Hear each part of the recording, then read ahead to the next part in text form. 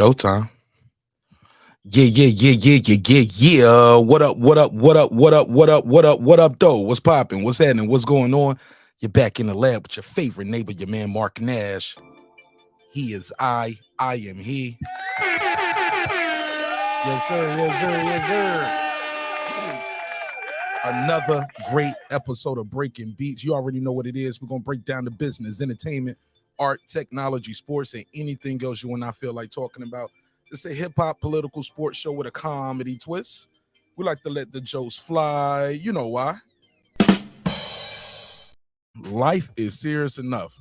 Life got real serious for Gervonta Tank Davis last week. This week right here, he is going into a pretty tough challenger right here in Hector Garcia. Unlike some people in media, do not think this is just a go ahead and gimme for Tank Davis, especially in lieu of all the things that transpired over the last week. Definitely can get you a little unfocused. And if you're just a slight bit off track in this game right here, to be all she wrote, it can go real bad for you. But we're gonna have a good time about it. I'm gonna open up the phone lines early. We're gonna have a good conversation. Gonna chop it up with some of the members in the audience, and we're gonna get some predictions. What do you guys think about Hector Garcia? Can he do it? Will he do it? Can he pull off this upset? Because if he beats Gervonta Tank Davis, this will be, we'll be starting the year off with upset of the year, right? Yeah, that's how you start the year off, upset of the year. But we'll talk about it. I'm going to put a survey in the chat as well. I'm going to put a survey in the Chizat. And I want to know what you guys think of the fight. How do you see it going? How do you see it? You see Tank Davis stopping him. Let's be fair. It's kind of hard not to picture Tank Davis getting a knockout because he's just so knockout prone. But anything can happen in this business of boxing. Anything can happen. So we're going to talk all about it. Something going on over there. We're going to talk all about it. We're going to have a good time. I'm going to get your predictions, how you see it happening. Wow, if Hector Luis can pull off the upset. We also got another thing we're going to talk about. Your boy, Evander Holyfield, all-time great, Hall of Famer, all-time great. Holyfield is giving Anthony Joshua a bit of advice. So we'll talk about that as well. What else do we have on the docket? True or false? True or false? Everyone has a price. True or false? So we're going to talk about that. What else do we have on the docket? On the dot, on the docket. What else were we talking about tonight? R.I.P. to Gangsta Boo, of course. Talk about that, see if we got some new information. Get you guys call in, let me know what you think of that. I didn't want to go too too hard on the Gangsta Boo topic because it's so much that we still do not know about that situation. So we'll try to handle that with kid gloves, but it is some rumors going out about it that it could have been an overdose. So we'll try to handle that with kid gloves and be as respectful as possible. But other than that, let me run the 30-second intro. We're going to come back with the neighbors only roll call, and we're going to have a good show. Technically, this is officially our first show of 2023, right? So make some noise for all of us. Yes, sir. Yeah. So, right, Taylor Bell, that's what I heard. I heard she might have had some cocaine laced with fentanyl. Somebody might have laced it. Yeah, man. But I don't know. We don't know. So, like I said, I'm going to try to handle that with kid gloves till we get more information. So, let me run the 30-second intro. And we're going to have a good time. Shout out to all the dope-ass boxing groups on Facebook that allow me to post my content over there. Live for Boxing. Shout out to Live for Boxing. Appreciate y'all. Shout out to Live for Boxing. Let me see. Clarence McLean got McLean's Promotions. Shout out to him. Shout out to everybody. But let me do this 30-second intro. We're gonna come back with some great boxing talk. Like I said, I'm gonna open the phone lines up, and we're gonna have a good time. It's your man Nash, Breaking Beats. Let's get it, baby. This that squad sound. This is it now.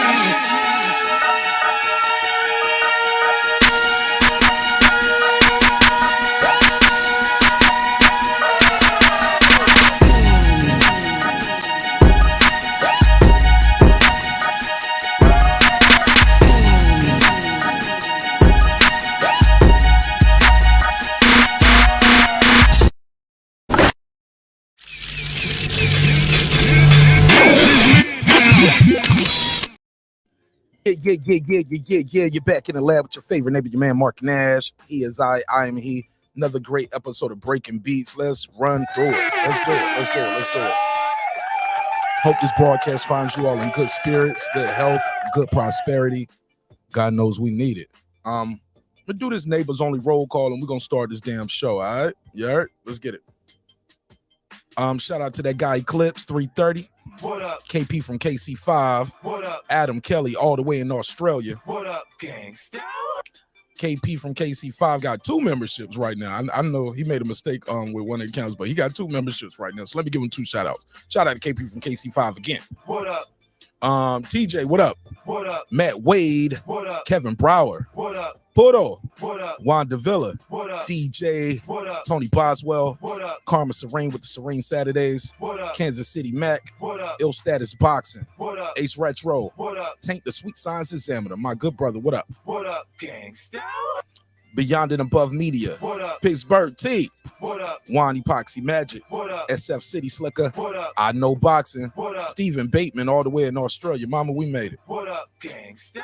Deuce Times. What up? Boxing Lounge. What up? It's Mex. What up? Mike from Boston. What up? Rider of the Storm. What up? Here to There. What up? Miss Queen Returns. What up? Taylor Bell. What up? Media Well. What up? C. Jones 0224. What up? Cliff Bailey. What up? Con Shonery. What up? Lisa Bells. What up? Cooking with the Champ. What up? On the mic with Terrence Bailey Sr. What up? True Media Today, USA Boxing. That's my guy, Coach Malachi Williams.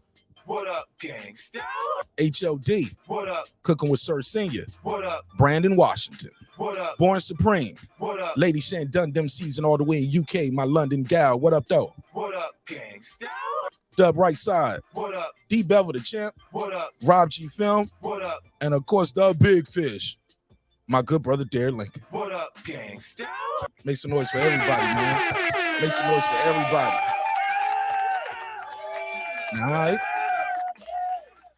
All right. So we're going to get right into it, man. Shout out to everybody who's pulling up. Somebody said, did you see the Buffalo game? Prayers, bro. That's why I was late to the show. I was like, yikes. People been lighting up some people on. Man, y'all think they should have stopped the game? I heard a lot of people saying, man, they should just cancel this game, man. Don't nobody want to play. Don't nobody even want to play no more. I saw that, bro. That was crazy. I heard they put the young man to they put him, to sleep a little bit so they can insert a breathing tube. And they're gonna run some more tests on him. So prayers are with him as well. Yeah, football as well as boxing. Very, very, very dangerous sports. So yeah, shout out to TFT Internet. I see you. He said Tank gonna kill him. All right, let me see. I'm gonna put a survey in the chat. Let me put the survey in the chat. Put a survey in the chat and we'll see what they're saying. Let me do this for a Tank. Hey. Yeah, we'll put a survey in the chat and see what you guys think. Do you think he's gonna win by a knockout? You think is he in the perfect position to get upset? Is this the perfect time to upset him? Can he be upset right now with so much drama going on in his personal life? How would that affect him inside the ring? Some would say it might not affect him. Tank's a young guy, though. Tank's a young guy. You just never know. Shoot, and look, if something comes up and he's able to pull this off, when I say he, I mean Hector Luis Garcia, or some people gonna say, oh, he only beat Tank Davis because Tank Davis was distracted outside of the ring. Get what I'm saying? It's a double-edged sword. Like, oh, he only beat him because all the other stuff. You can't beat him if he was focused. Yeah, you get what I'm saying? You can't win for losing with some people. So we'll talk about it. We'll definitely talk about it on this episode. Let me do this. Let me put a survey in the chat. We'll put a survey in the chat and we'll see what the subscribers out there are saying. Hector Luis Garcia versus Tank Davis. Y'all see it? Knockout, TKO. Y'all, anybody got Hector Luis Garcia for the upset? Please call in. I definitely want to hear those the people picking them for the upset. So let me see. Y'all got Davis. Let me put a survey in the chat. Davis, KO / TKO, Garcia, TKO, KO. Let me see. Tank Davis by decision, Garcia by decision. That'll be the survey, all right? And we'll get some votes on that. started to do a totally different survey because I just feel like the majority of y'all are just gonna pick Tank Davis to win anyways. I'm like, what's the point of this survey? And I should use this survey for something else, but I'll leave this survey up for a while. And then I'll ask you guys the other question. Another question I got on the docket, true or false? Everyone has a price. Everyone has a price. Your job is just to find out what that price is.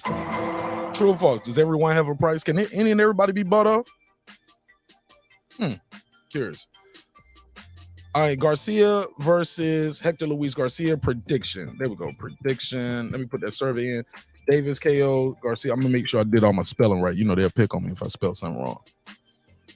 They'll pick on me. All right, there we go. I got a survey in the chat. Got a survey in the chat. Let me know what y'all think.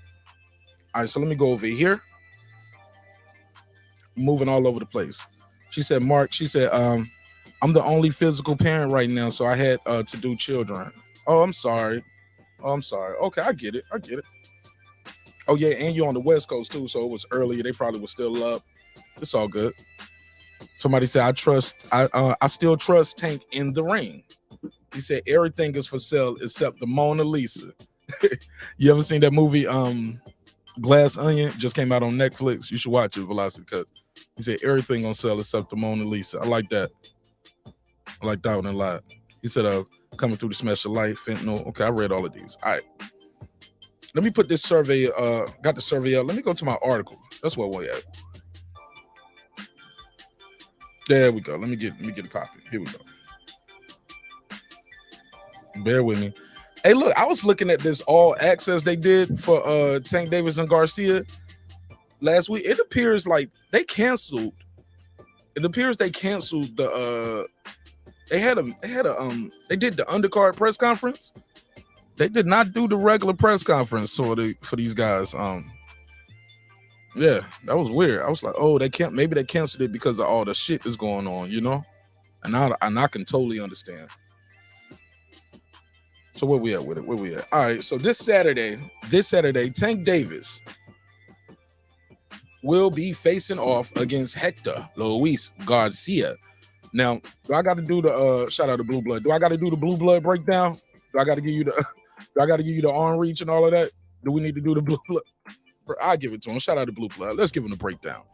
Tank Davis, 27-0, 25 knockouts. Age 28 years of age. Height 5'5" and a half. I think Tank's shorter than 5'5" and a half. I ain't gonna lie. Put a case on that. 67 and let me grab this. One second. Got a call already. Raphael. Yeah, what's up? How you doing, Mark? Raphael from Toledo, right? Right. All right, see, look at me. What's going on? Welcome home, my brother. How you feel? What's the deal? I'm good. I just want to let you know that it was a press conference for Tank and Garcia about 2 weeks ago, maybe a week and a half. Oh boy, Garcia had on sunglasses and a suit. I remember that. But they did a press conference since then, like the fight week press conference last week. That's coming up. Well, you're right. That's coming up on Thursday. Okay. The press conference before the fights usually come up on Thursday. And go ahead. I was about to say, what was the press conference? They did one last week. You know, last week they had one scheduled. Let me pull it up. But it's one they had scheduled last week, and the undercard was one day, and the main card was supposed to be the next day, but they didn't do it. Oh, okay. That's what I'm telling you. The same day he was exonerated. I think that was the day of the press conference, or it was the day after he was exonerated. But go ahead. You may be right, or before, but they did a press conference announcing the fight. Now this week on Thursday, how it usually goes. It goes the press conference. You know, they call that the final press conference before the fight. Right. And then on Friday it's the weigh-in, and they get on a scale and then do the stare down, and then Saturday is the fight. Yes, sir. How you see this shit going, big dog? I see. With all the stuff he has going, okay. Let's say none of this didn't happen with this woman, right? This is still kind of like a difficult fight because my man beat Chris Colbert, and he has over 300 amateur fights, and he's a champ. He's a champ at 135. So even let's say without all the drama, slow down. I thought Devin Haney got all the belts at 135. No, what am I thinking? Garcia is a champ at 130. He's a champ at 130, and he moved up. I think the fight is like at 135, 136. Okay. So yes, you were right on that. That's my mistake because I forgot. Because everybody was talking about really Shakur and Garcia should fight, but Shakur moved up to 135. This dude, he moved up to 135 just to fight Tank, and I'm pretty sure they offered him good money because he's the WBC champ at 130. Okay, I think he's the WBA world's. He's the WBA super featherweight champion, not WBC. Okay, yeah, one of those. But yeah, he just has one. You know who I'm thinking of? I'm thinking of Regis Prograis. He's the WBC at 140. Yes, sir. My bad. Yes, sir. That's all good. That's why we here. Right. And okay, now to the fight. Let's say this hadn't happened at all, right? Yes, sir. I believe it would have still been a little bit difficult for him because this dude is he's not no slouch, but he is moving up the weight. Tank is the heavier fighter and the heavier handed puncher, but this guy has good boxing skills. So I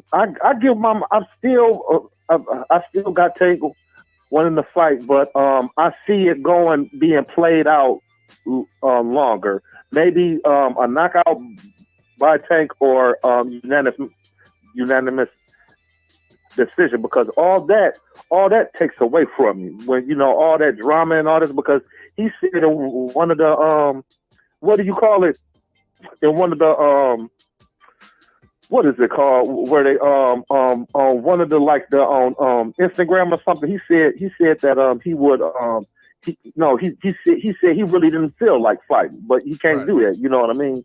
So I see Tank winning, but it's not no slouch fighter. Chris Colbert is a really good, talented fighter, and that dude knocked him down. So this is a good fight. A question I wanted to ask you is, what do you think about?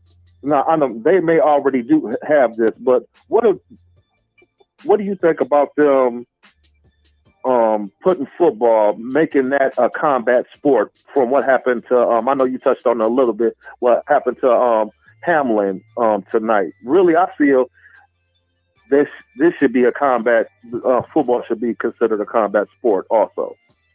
Well, it's a contact sport, but it's not. They're not supposed to be in there fighting, so it's not a combat sport. But they do though. I know what you what I'm trying to say. Like every you got the defensive linemen hitting each other. You know what I mean? Some type of form of I guess you're right, Kai. It's not combat, but to me, I still see it like that. After seeing my man just drop to his knees, I was watching. I'm like, oh damn, and I thought he was gonna get back up, but it was sad. Yeah, man, sad is an understatement. You think they should have just canceled the game? Yeah, they did. Oh, they did? I missed that. I had to start my show. Yeah. So they did just say, fuck it, game over? Yeah, what they did is they said suspension at first, right? Mm-hmm.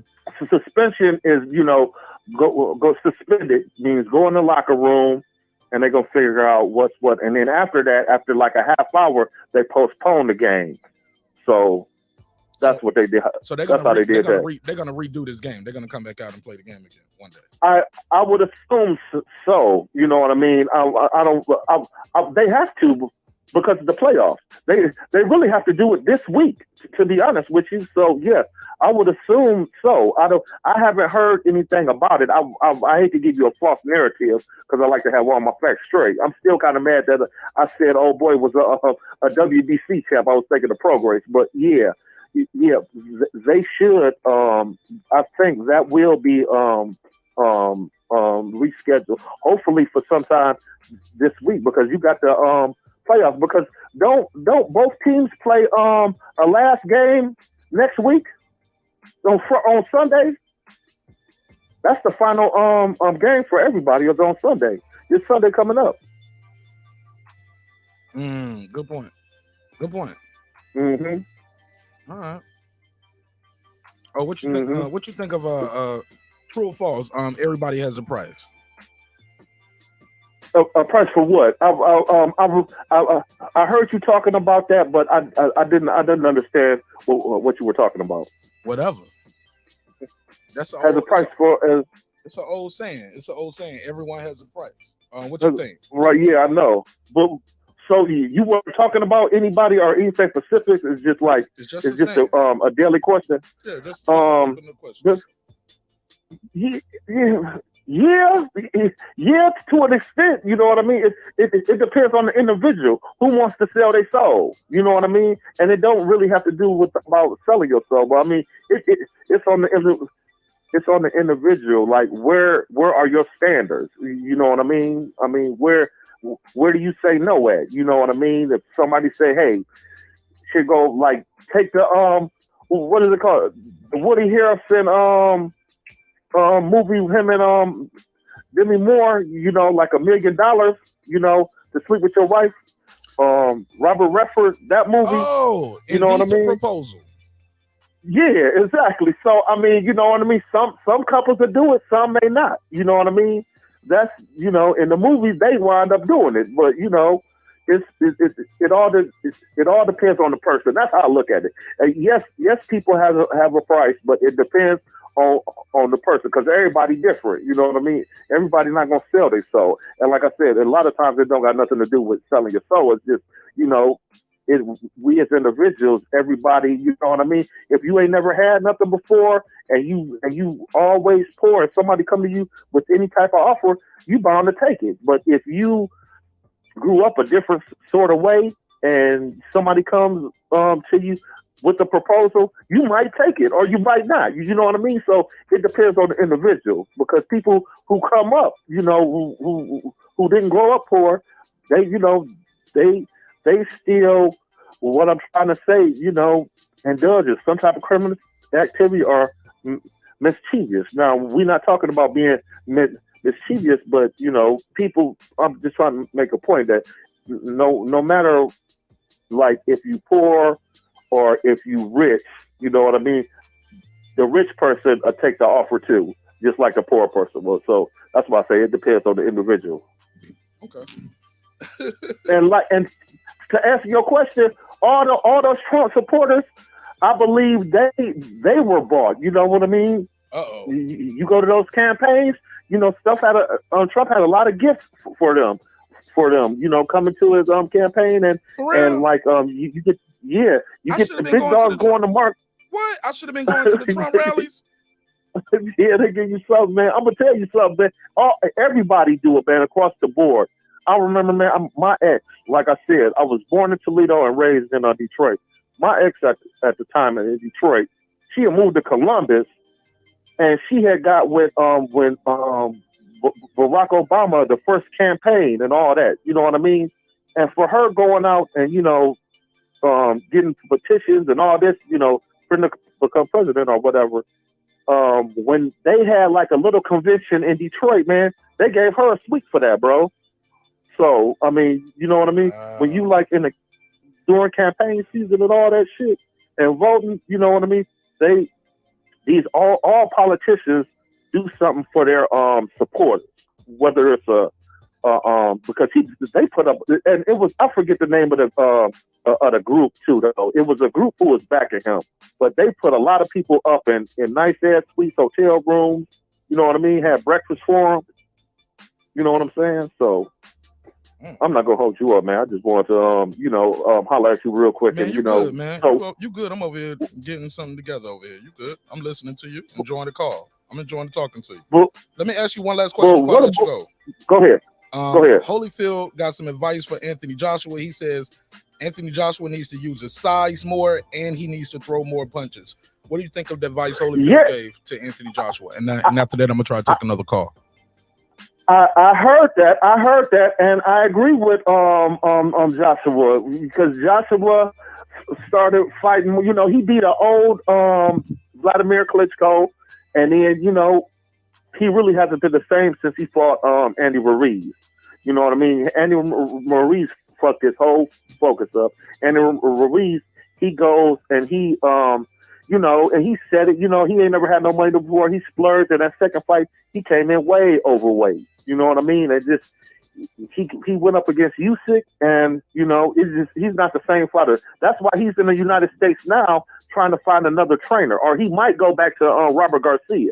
So we'll just have to wait and see. But yes, I agree with Holyfield saying that. Yes, I do. All right, you want to plug and promote anything before I let you go? Try to take some more calls. No, man, just keep it going, man, and keep the show, man. I see. You now, do you focus on mostly on boxing or like everything that's going on in entertainment? Man, we try to do everything, man. It's Breaking Beats. We break down business, entertainment, art, technology, sports, and anything else you and I feel like talking about. It's a hip hop political sports show with a comedy twist, man. So talk about hip hop, sports, current events. You got a good topic out there, email it to me, send it on IG or Twitter, and we'll cover the story. So. Right, man. And I love the show again, man. I'm out of here, man. And thank you for listening to me, bro. I'll holler. Appreciate you, bro. You want to plug and promote anything before I let you go? No, I'm good, man. Just ask everybody to pray for me, man. That's all. And I pray for everybody out there, man. I know and keep your show, man. I'm praying for your show too, man. God bless, bro. God knows we need them prayers, bro. We need that. Thank you, bro. Yes, sir. All right. And go blue. Go blue. Go by Michigan. Even though we lost. You know what I mean? It was man, it was a good. Here. No, we ain't going for the third. Now I'm hanging up on him. See, he don't went too far. See, that's what he really wanted us to pray for his team. That's why he was like, man, pray for me and my team. Nah, never heard of that. It never heard of it. Tying up the lines to God, man. God busy, man. God got a lot of stuff he dealing with. He was like, by the way, guys, you got a chance. Let my team win this weekend. Nah, I'm just playing, man. But shout out to the caller, man. Good call. Good call. That was Raphael in Toledo. Good call, Raphael in Toledo. Phone line's open. Let me put this. I'm put the phone number on the screen a little bit larger. Some people told me, hey man, it's hard to see that little banner at the bottom. I'm getting old, Martin Ash. So we need to see it. Need to blow the phone number up. There you go. 404-692-1766. 404-692-1766. You can call in, voice your opinion, give me your prediction on this fight. Nick Rich, what up though? Velocity Cuts, I see you. Ahmed, what up? Taylor Bill, he said, good call, Mark. Good call. Started if he finished strong. Yeah, man, I'm just trying to be patient with the callers. Look, I know everybody is not used to talking live on air, so it can. Yeah, I get it, man. I understand completely. So just got to be patient with the callers sometimes. All right, let me see what they sent in chat. D Young, what up though? Taylor Bear, you a fool. He said Rachel Donnell was just telling us about her stories. He was talking about with the indecent proposal. You a fool, man. Leave Rachel Donnell alone. She was cool, man. She definitely shared some good stories with us though. Nick Rich in the building. She said defended his belt after Ruiz, sir. Yeah, you know what? He did fight after Ruiz a couple times. So can't say it's over for the kid because he did get his belt back, then defended it a few times. Just ran into a guy named Alexander Usyk, who's a monster. He's a problem for anybody. He could probably upset Tyson Fury. I think he can get past that. I always think Tyson Fury, when I look at a lot of his older fights, he had problems with the smaller guys. Well, I guess you can't say a problem because he's still undefeated, right? But I feel like some of the smaller guys gave Tyson Fury a rougher go at it. But damn, man, sorry to hear about Bill's safety, DeMar Hamlin. Hope all works out well for him.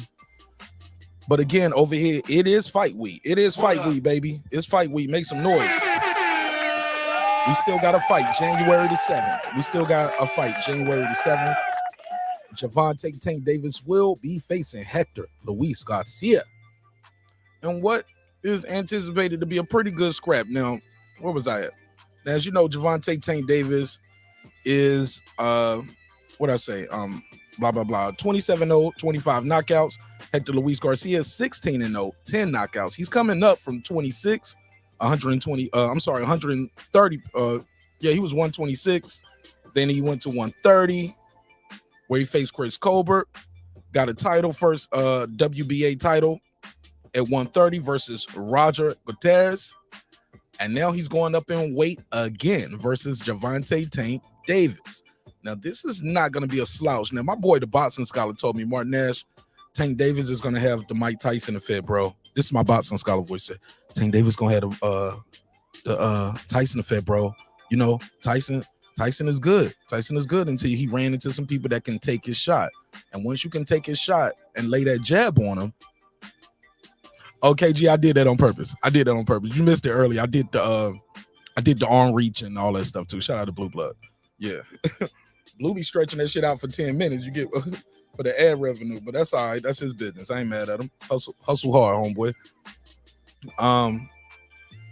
Yeah, but he was like, Tank Davis gonna run into somebody who can take his shot. And when you can take his shot, he said Tank Davis is gonna crumble. Say he's gonna crumble in the ring. It's gonna happen in front of God and country. I don't know if it's gonna happen with this guy right here. Oh no. But we'll talk about it. That's up to you guys. So, as you know, he was released from jail soon after his alleged physical attack on a woman. Shortly after, that was Christmas. He denied any wrongdoings whatsoever. This is a tune-up fight, right? Some were saying this was a tune-up fight against a guy he's supposed to go in there and win. Tank Davis is supposed to go in there and pretty much make dismiss of his work pretty easily against this guy. I don't think it's going to be that easy, though.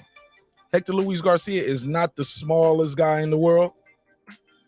He's definitely not the smallest guy in the world, but is he used to getting hit by bigger guys like Tank Davis? How much is that? How much of that is he used to taking? Now, Tank Davis, on the other hand, we know this guy, he spars with guys as heavy as, sure, I heard he spar with guys like 160. Damn. That's a lot. Sparring guys like 160. We know he's been in this. He got some work in with Sean Porter. From what we heard, he gave Sean Porter some good work. And you know what I mean? Whenever somebody said, oh, we had good work, and they got a smile on their face, that means they probably did some damage. Now, I don't think he knocked out Sean Porter. I don't believe that. I don't believe he knocked out Sean Porter, nothing like that. But definitely believe he could have gave Sean Porter some pops. You know what I'm saying? Them uppercuts probably was moving Sean Porter's face around. Let me see what they're saying. Somebody said what? Somebody said AJ needs cardio. Yeah, bro. That's what I was gonna say too, Ahmed. Shout out to Ahmed Khanshari. What up? I believe that too. Like, for the people who saying like, yo, he need to throw more punches. Throwing more punches might gas him out a little earlier, right? Might gas him out a little quicker. But I agree with Holyfield about him using his size. But I thought he does use his size. It's just Usyk is extremely elusive. He has great footwork. He does a lot of feints. He does the foot feints. He feints with his shoulders. He feints with the jab. Like Usyk, a look to your body, throw a shot up top. He'll look up top, throw shots to your body. This guy Usyk is just a cut above, man. He's just different from the average heavyweight that you see out here. So I don't give AJ too much beef for losing to Usyk. Nah, man, Usyk is a motherfucking gold medalist, a guy who's undisputed. He has a high pedigree. So for the people who bash him for losing to Usyk, I was like, man, I don't know how long you been watching boxing, but Usyk can scrap, bro. Usyk can fucking scrap. Excuse my French, but I'm in France. Where we at, though? Where we at? Okay, we got a survey in the chat too, by the way. Let y'all know that. So On one hand, Tank deserves much credit for taking on a formidable opponent in quote unquote tune-up. There are no planned cakewalks in his career after this, though, to be sure, right? Like Ryan Garcia, is he a cakewalk? I don't think so. I don't think he's gonna go in there. But here's the problem. Let me backtrack and let me reset. To be fair, I don't think other than Shakur Stevenson and Devin Haney, I think Tank Davis goes into all these fights to clear favor. He's probably the favorite in them too, but not by knockout. Some people, I just don't see it. It seems like because he is Tank Davis, many people have him as the favorite against Hector Luis Garcia and Ryan Garcia. So I don't know what people talking about. Oh, it's a 50-50 fight. Shit, not for me. I think Tank Davis goes in there as the favorite due to the experience. He has a lot of experience under those bright lights. You know, we always talk about that. A lot of people crumble under those bright lights. Con Shiner in the building. What up, though? Clip said Hector and Gervonta standing side to side concerns me, to be honest. Hector is bigger, and it's not even close. Yeah, he is a bigger guy. He's a bigger guy. Height don't win fights, though. I mean, I think Pedraza was a lot bigger than Tank, you know? So, but I get what you're saying. Yeah, he could blow up in weight, too. I wonder what he blows up to after he weighs in. Good point, though, Clips. Shannon Briggs, he said, AJ needs me training him. Let's go, champ. Yo, shout out to Shannon Briggs in the chat, man. Conshana in the building. Hector, Conshana said Hector is a real opponent. Yeah, but here's the thing, though. I believe they have weight classes for a reason, bro. They have weight classes for a reason. It's a reason he's been at 126 and 130. Now, granted, Tank Davis came up from 126 to 132, but this is his first fight at 135. His first fight at 135, he's going in against a killer, Conshana. Killer. Tank Davis does work, bro. Oh my God. Tank Davis catching with one of these shots, bro. Cue the Undertaker. Oh my God, it's gonna be graphic. What an Undertaker. Oh my God, it's gonna get ugly, bro. Masterpiece sneakers. I'm just saying, man. I'm just saying. This can get bad really quick. Rubski, what up? Shout out to Rubski in the building. Welcome home.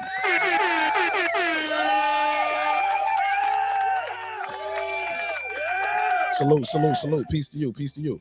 My boy, that guy Clips in the building. He said, okay, he's talking to somebody else, and he ain't even talking to me. He's talking to somebody in Spanish. Conshana, he said, I give Hector a shot, but Tank will be the favorite across the board. Absolutely. As he should be, correct? Shouldn't he be the favorite? I mean, 20, what is it? What I say, 27-0, 25 knockouts? Damn. Yeah, that's how you become the favorite. It's hard to bet against the guy with that kind of, but peep this though. You got a guy who's 5'9" versus the guy who's 5'5". But peep this shit though. Here's the crazy part. Excuse my French. I'm trying to keep the language clean. The arm reach though. Tank has a 67.5 reach, right? 67.5 inch reach. Hector Garcia has a 67-inch reach. You get what I'm saying? Tank is 5'4". This guy is Tank is 5'5". This guy's 5'9". Tank still has the longer reach. Isn't that something? It's crazy how they work. Tank got go-go gadget arms or something. Look, Tank being there with the jab. Go-go gadget jab. Throw the damn jab out there. Boom. Go-go gadget jab. Yeah. Yeah, these graphics are crazy. Yeah, but somebody said has to go. RC in the building. He said, what's good, OG? What's popping with you, RC? So did everybody in the chat tell me who y'all got? Y'all got Tank? Y'all got Garcia? Who y'all got winning and how y'all got him winning? If you you could call in. Matter of fact, I'm gonna open up the Instagram too. You can call me on IG Live. I'll drop the link out there. You guys can pull up, but I'm gonna try to keep y'all rotated in and out. I think the max amount of people I want on the panel is 6. I don't want more than 6 people up here. Because when you got a full panel, it takes too long to get back around to everybody, so people start cutting each other off. So I want to have it a small enough panel where I can actually have a conversation with everyone up here. So 6 is going to be my limit tonight. I don't want no more than 6 people on the panel. All right. So if you're number 7, 8, you got to wait till somebody leave or call in. That's how we're going to do it tonight. I want to be able to hear everybody. So Tank Davis does have the arm reach on his side. He does have the reach. Let me take this call. Let me see. What's up, my brother? How you feel? What's the deal? Tell me your name. Where you from, family? Hey, yo, this is the boxing scientist from Cali. What up? Thanks for having me. All the time, my brother. I wouldn't have it no other way. Talk to me. How you feel? Oh, I feel good. I'm just pre-gaming it before I go out to the bars. What you doing? What you pre-gaming with? Little cocaine? Nah, man. Just I'm just trying to save money, so I'm just drinking like Budweiser right now, because that way I can spend my money when I go out, you know. Okay, I ain't mad at you. So yeah, I having a couple drinks. What you going to drink? What you going? It's a Monday. Where you going right now on a Monday night? I got the night off, so me and my homie, we're just gonna go bar hopping. Oh, okay. Did somebody clean the bathroom already? Oh no, I live by myself now, man. Okay, I'm messing with you. I know it's an old joke. All right. So the boxing scientist, aka Mr. One Hand Method, in the building. Talk to me, man. What you think of this fight? Give me your prediction. Who's gonna win? How they're gonna win? All right, so Tank is gonna destroy this motherfucker. He's gonna knock him out, probably 8th round, man. Yeah, because he's vicious. You know, when you go to jail, when you come out of jail, you come out vicious. Like, because you're like a caged animal in there, like Mike Tyson was, right? When he came out of jail, remember how he was like knocking motherfuckers out, putting the fear of God into motherfuckers, right? I'm listening. Yeah, that's what Tank's gonna do. Mike Tyson went to prison though, and he was in prison for a long time. Not just. Tank was in there for not even 24 hours, bro. You think that's the same? I mean, it's not. Obviously 3 days in county jail or however long. He was only there about 3 days, right? One day. He got arrested and was out the next morning. Oh yeah, I mean, it's not the same, but you could tell it pissed him off. It pissed him off a lot, because I don't know if you saw that Twitter he tweeted where he wants to slap motherfuckers that were accusing him, like the boxing scholar and shit.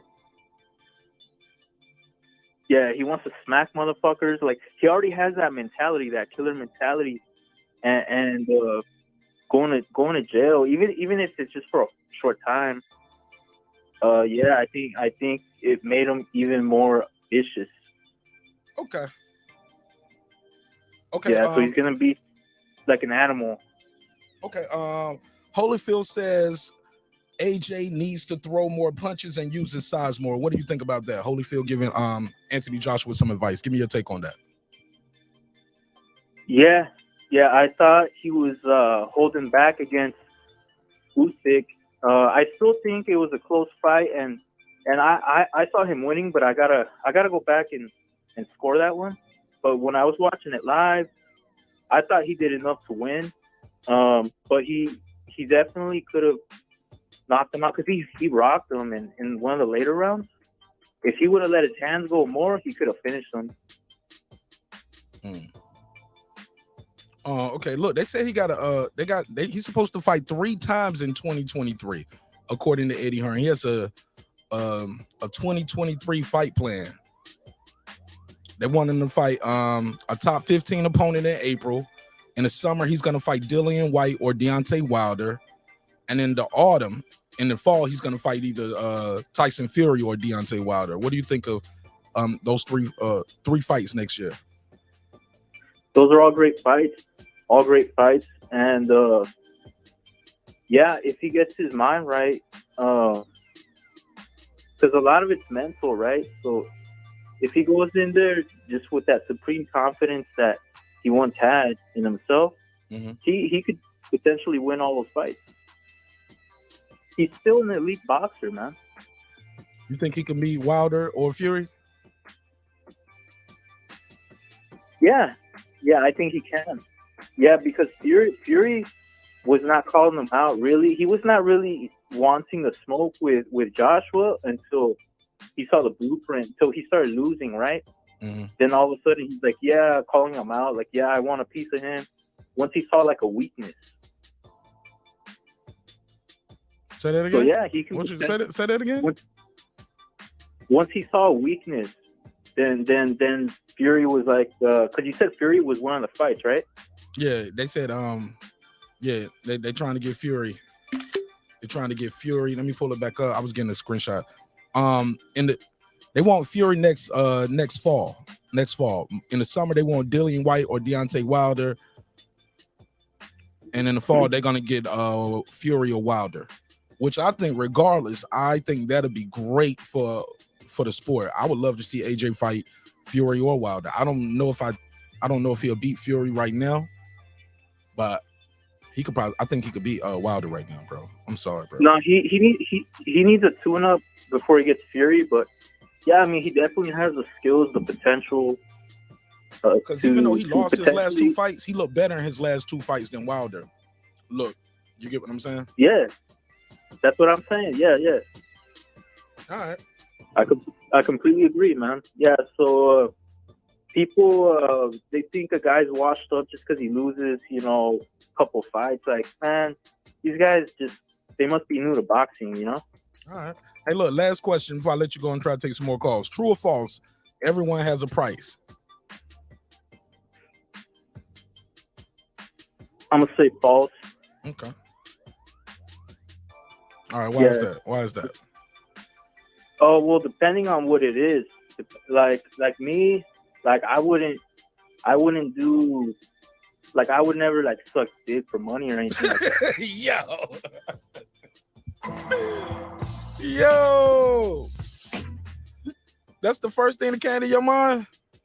Damn. Well, there's certain things that are off limits for me. Like no matter how much money you throw at me, you know what I'm saying? All right. Okay. Well, I appreciate you calling in and letting us know you were not SD for money. My brother. I wouldn't know what. You ain't, okay, I appreciate it. Wow. Just to let you know, nobody was offering. Like neither though, bro. Nobody was offering. Good. All right, man. Thanks for calling in. Don't be a stranger. You could call back anytime. All right. I'm out later. My man. Cliff said, yes, he would, y'all. No judgment. Somebody said, hang up, OG. Yeah, I got him up out of here. Yeah, I had to get him up out of here after that one. My man said, depends. Like, I'll do a lot. I won't suck no dick for money. I was like, bro, who offered that? We don't believe you. You need more people. Yeah, he definitely doing it. He'll do it for some cocaine.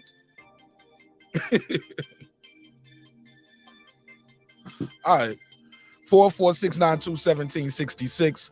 404-692-1766. You can call in and voice your opinion. Smash the like button on the way in the room. Rap Central, what up, though?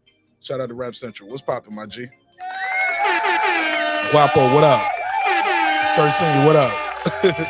Somebody said caller will get on all fours for the right price. He said, oh, you know what? He said he won't suck dick for money, but he didn't say he won't do no anal for no money. So yeah. We don't believe you. You need more people. Yeah, that nigga gonna go for it. He gonna be in there. Yeah, he'll go. He lied. Y'all need to worship him. Nah, I'm fucking with him. Shout out to the boxing scientist. Thanks for calling in, bro. Let me not pick on them too much. People be scared to call in. Like, I don't want to call in. They're gonna pick on me. Constantine, he said that guy Clips. Okay, they talking to each other. He said, Ryan Garcia. What do you say? Ryan Garcia belts don't matter. He on that cheddar too. Hey, look, shit. Do y'all think belts still matter? What up? Do belts matter? Do they matter when it comes to the legacy? Stephen Bateman, all the way in Australia. What's up? What's popping with Stephen Bateman, man? Let me give him a drop. I got 5 on it, 5 on it. HLDZ, what up, my brother? Oh, yeah, I got to get H up here, man. We got some good questions up here. H, you got time? Pull up. Like I said, y'all, tonight I'm putting a limit on the panel. I don't want more than 6 people up here. I'm going to drop the link. 6 people max. 6 people max. I want to be able to hear everybody, want to have a conversation. I don't want to have to wait a long time to loop around to get everybody in. So I really don't want more than 6 people up here. But you guys can pull up, chop it up with me about some boxing. And we'll have a good conversation. Clip said all belts matter. He said ABM, the boxing mind is in the building. He said, in the words of the pound for pound king, Terrence Crawford, that boy said, bet $1 million. Bet $1 million. Shout out to Stephen Bateman. Shout out to HLD, RC in the building. Let me say something, man. Where was I at with this? Let me go back to this. So if you're just tuning in, got a couple topics on the docket. We getting your predictions on the fight this weekend. Is Tank Davis primed to be upset right now? Can Hector Luis Garcia pull off the upset? Also, Holyfield has given some advice to former 2-time unified champion of the world, gold medalist Anthony Joshua, and he says, hey, you need to use your size more. You need to throw more punches. What do you guys say about that? Pudo, talk to me.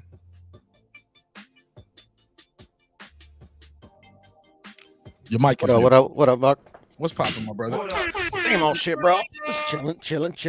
Hey, look, when do you stop? Shit, when you stop saying Happy New Year to people, man? Like, February 1st. February the 1st. So if I see you in February and that's the first time I see you, I don't say Happy New Year no more. I just say, what's up, homie? Happy Groundhog's Day. Yeah, maybe. Right. Or maybe just I don't know, happy Friday or happy Tuesday or happy Wednesday. I just say good morning, man. Yeah, for sure. All right, talk to me, man. Give me your prediction for the mega. Is it a mega fight? Well, it's a mega card, right? Star-studded card. Mega nothing. But I would say a decent card. Decent card. All right. Yeah. Talk to me. Who's your pick? Who's your pick for this weekend, man? Oh, Tank, obviously, and I'm gonna say mid to late round stoppage because Hector Garcia, even though he started dominating with his last fight, the guy he fought, I forgot what the guy's name. He's a decent fighter, he did come on late, that other dude. So I mean, and then that dude, like, Tank's way better than the dude that he just fought. So I think Tank gets the job done. So you said late stoppage? Mid to late stoppage, yeah.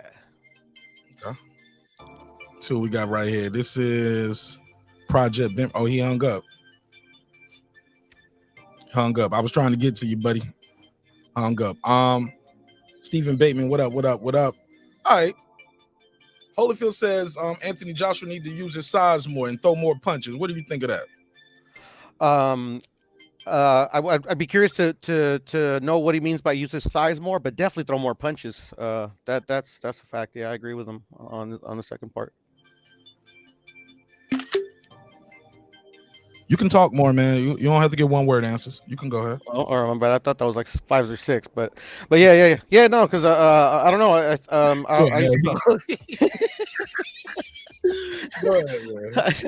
I used to be one of the people that I didn't think it was a mental thing with AJ, but I thought he was doing well in the second Usyk fight. I don't know if that was more Usyk. He's just I mean, what's the word I want to put it? Like he's just more. I guess he's like more calculated in what he does. He just doesn't like wing shots. But I thought AJ was doing great body work and stuff like that. Especially, I believe it was in the 9th round. Shit, man, I thought it was on the verge of knocking him down. And I thought, I was like, all right, cool. Maybe AJ's going to turn the corner here. But then I think it was the 10th, the very next round, where Usyk came on and like literally Anthony Joshua had no response. He would just kind of like start heading back towards the ropes and cover up. So definitely, I think he would have thrown his hands more in that second Usyk fight. I think maybe it would have been a different story, especially signature uppercut. Which like ever since that first Usyk fight, he hasn't thrown. I don't know if you know the one I'm talking about. He kind of like holds your head down and he comes with that uppercut. that's like his signature. But he hasn't thrown that shot in a cool minute. So I'm thinking maybe he's just he's worried about the if he throws those punches, he's worried about the punches that come back. I'm not sure. Could it be that the guy Usyk is just more elusive? And when he tried that in the first fight, he was swinging that air, fighting ghosts because Usyk was gone out the way. Usyk has better head movement, foot movement than Wilder. Wilder's gonna be right there to get hit, bro. He's not like Usyk. I mean, that could be the case, Mark. But the thing is like even in the first fight, I thought he he threw he didn't let his hands go. Like Evander was saying, it's like at the first fight, like to me, he tried to outbox the boxer. It's like they're just kind of like sitting there jabbing at each other, chasing each other around the ring, and that's why he eventually got tired out and almost got knocked out. But yeah, I just think, I mean, he wasn't that elusive in the second fight. I mean, like he was, Anthony was catching him. It's just I just think his activity was not, what it should have been. All right. True or false? Everybody has a price. Puto. Shit. I think girl behind the mic put it perfectly. I think everybody got a price. Okay. All right. What do you think about Anthony? Did you hear about Anthony Joshua? Plans for 2023 according to Eddie Hearn. I might have, but I don't remember. All right, I'll put it on the screen. We took a screenshot. He said in April we're gonna face a top 15 opponent, which means it could be somebody from number 18 coming up to number 15, or to be somebody in top 20 or top 25, and they just get made top 15. We never know. Exactly. Yeah, but so he said a top 15 opponent. In the summer, he wants Dillian White or Wilder, and in the fall, he wants Tyson Fury or Wilder. I'm not mad at that. How do you think he favors in these fights? Versus Wilder, I think he favors well. Obviously, he would have to withstand Wilder's power when he eventually does land on him. Against Fury, so you have to fucking face. You would have to favor Tyson Fury in that one, but I think he does have a good shot. Even though I think there's something like off from the AJ that we used to know. I think you can anybody can always have that one fight left in them where they kind of pull out a gem, and then the top 15 opponent. I mean, shit, and I don't see any. I mean, I don't see that being a problem. So definitely favors well in the first two. Okay, what about Tyson Fury? Yeah. Like I said, I would have to favor Tyson Fury. I mean, if it's the AJ that we're used to now, I see Tyson Fury, winning a 12-round decision. So I'd favor Tyson Fury in the odd. Okay. Hey, Project Bimmers, I was trying to bring you on, but you clicked off before I can get to you, homie. So if you want to call in or pull up and voice your opinion, you can do that as well. Food Revolution, what up, family? How you feel, sister? What up? My man said nobody is sleeping on. He said nobody is sleeping on Hector, but you don't get credit for making a fight competitive if you end up asleep. What you talking about? What you mean? You said nobody's sleeping. I think he's talking to somebody in the chat. Oh, you talking about like if he still lose and get knocked out? All right, yeah, I get you. All right. So let me finish reading this part right here. Let me see. Where was I at? Lost my spot.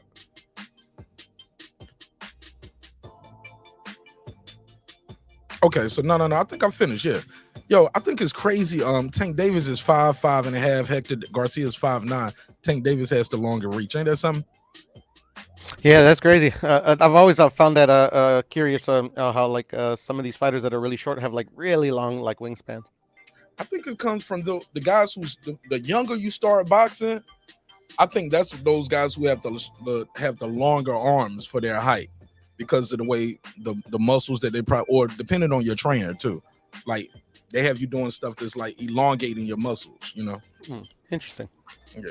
No different from like when you see girls who do gymnastics. They're very young in gymnastics. They have a certain type of frame, like stout. They look like wrestlers almost. Yeah, for sure.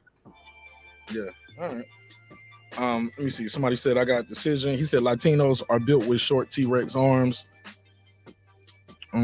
Shout out to Juan Epoxy Magic. He's Latino, so he can say that. Well, Guapo said, according to AJ, there needs to be a super heavyweight division. That's what I got from post-fight interview. Okay.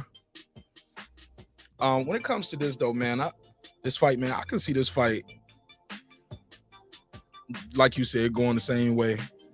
But let's say he's able to pull off the upset and upset the apple cart. Will he get credit from fans, or will fans just say, like, you know what? Tank was distracted. That's why Hector did that. Hector won because Tank was distracted.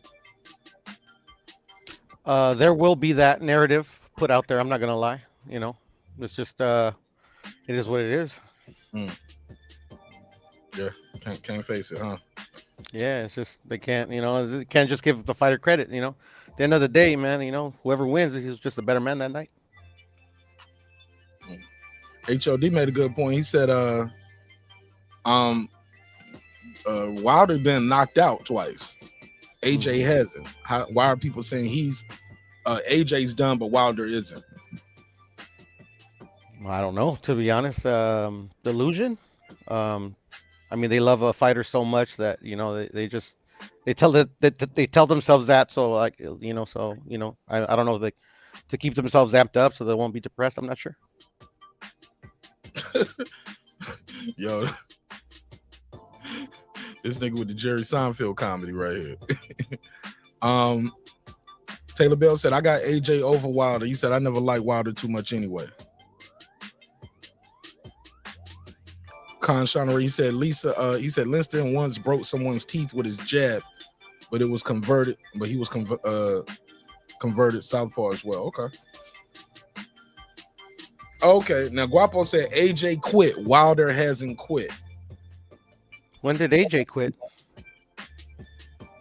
The Ruiz fight. Some would say the Ruiz fight. Oh, okay.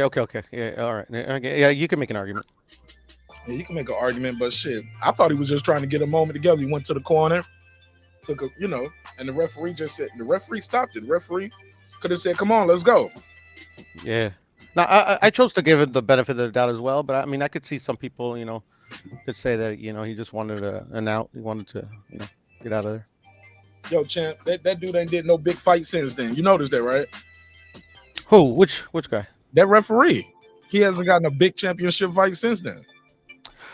I haven't noticed it, but I have seen him ref another fight. But yeah, I wouldn't call it big. I just don't even remember the fight. Yeah. Yeah, he did no major. He did the main championship pay-per-view card for nobody since then. There it is. Think he got blackball? No.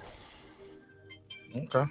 No, I mean, like it's a referee that I've seen him boxing throughout the years, referee throughout the years, but it's not like a referee that I would say he always gets the top assignment. Man, I ain't seen remember Tony Weeks? Tony Weeks did that big pay-per-view for Florida. I ain't seen him get a lot of big cards for that company since then. Yeah, Tony Weeks used to be one of those refs, that always used to get the big assignment, along with all the usual suspects. But yeah, you're right. I haven't seen him get like a truly big Robert assignment. Byrd slid in for that. Kenny Bayless and Robert Byrd start taking all of them joints. Yeah, Robert Byrd retired, right? Isn't he like kind of like working for Top Rank now, or working for one of the commissions? He did. I don't know. I think he's working for one of the commissions, if I'm not mistaken. Not Top Rank. Excuse me. But yeah, I think he works for one of the boxing commissions now. I think. I'm not sure because I haven't seen him ref, but I have seen him sitting at the judges table or the refs table, whatever it's called.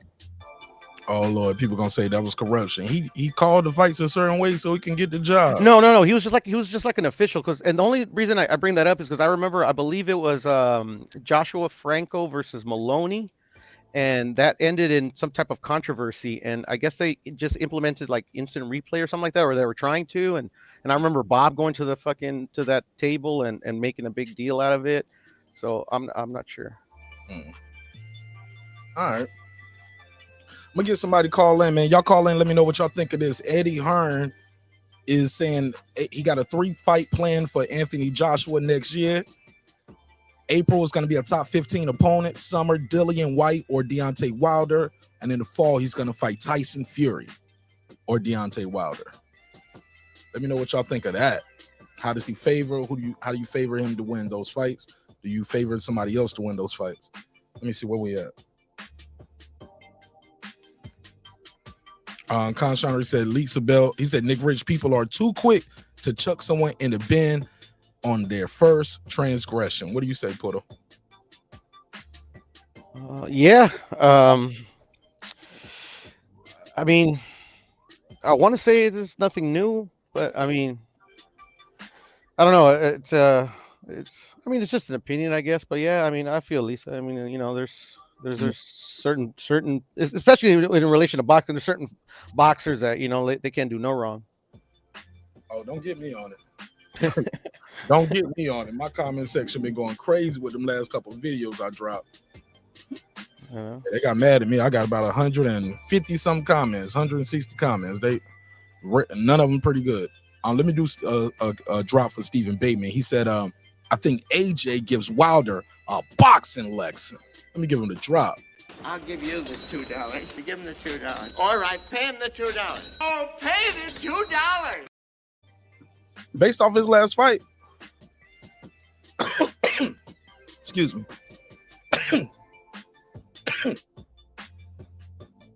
Excuse me. Shit, that one hit a little different, Puto. Yeah, I know those. Damn, that one hit a little bit different. Whoa. Excuse me. Wilder's last fight with Helenius versus AJ's last fight versus Usyk. I picked AJ. I picked AJ based off what I saw with those two fights. I thought AJ looked like he improved a lot. And granted, he lost, and Wilder did get a knockout in the first round. Wilder was on the back foot crazy, bro. I didn't like how he looked on the back foot. He barely even threw any punches. I don't know. I don't think I saw enough in that Helenius fight to just say, yo, the champ is back 100%, I hear you. I mean, I think you hit the nail on the head. It was such a small sample size. You can't really take nothing away from that performance. Nothing that we didn't already know. We already knew that Wilder lands and he can drop anybody. And most of the time they don't get up. Yeah. And that's what I think people don't give AJ his credit for. AJ has been dropped and got up, and he's gotten up and won a fight. How about that? He know what that feels like to get knocked down, get up and win a fight. Facts. That's different. He doesn't know what it be. Yeah, he never been knocked out cold. And granted, I think he was concussed in that Ruiz fight, but he did. He did come up short. Yeah, he got hit with a shot that he never truly recovered from. That's what ultimately lost him the fight. Yeah, Andy was relentless too. I give him that. Andy was like, that's the problem with those last minute replacements. People always, when it's a last minute replacement, people just think it's a gimme. If they you beat the guy, he was a last minute replacement. But sometimes those last minute replacements can upset the apple cart because you were not training for them. Wasn't preparing for them. You was preparing for somebody totally different. Example, Manny Pacquiao versus Ugas. Manny wasn't training for him. No, he wasn't. He was training for a southpaw, not a conventional standards guy. Yeah, and he was training for a pressure fighter. A pressure fighter. Yeah. Versus Ugas just sat there and waited like a coiled cobra all night. He fought a perfect fight that night, I thought, Ugas. Yeah, and Manny still put in work. Did you see Ugas' face? Mm-hmm. Yeah, Manny can crack. He'll never get credit for that. Good puncher. Shout out to everybody who's pulling up. Miguel Ramos, he said, why not fight White in April? He said both coming off losses. Same with Charlo and Andre. They both inactive. Why not fight with Charlo and Andre? Andre is at 68. Charlo is still at 160. He hasn't had a fight at 168 yet. And he's coming off a back injury, so I can understand that. Probably need to test that back out a little bit, see how you feel. But I feel you though, Miguel Ramos. But I think they're gonna give him a soft touch in April. A confidence booster, a get back fight, as Keith Thurman would say. What do you think of that though, Poto? Miguel Ramos said, why are you putting him in there? Why not fight Dillian White in April? Why are you going to tune up? Like, I actually agree with you about the just real quick to touch on the Charlo Andrade. I agree with you. You know, like Andrade's like having his first fight at 168. Jamal hasn't fought at 168 yet, so who knows if he moves up.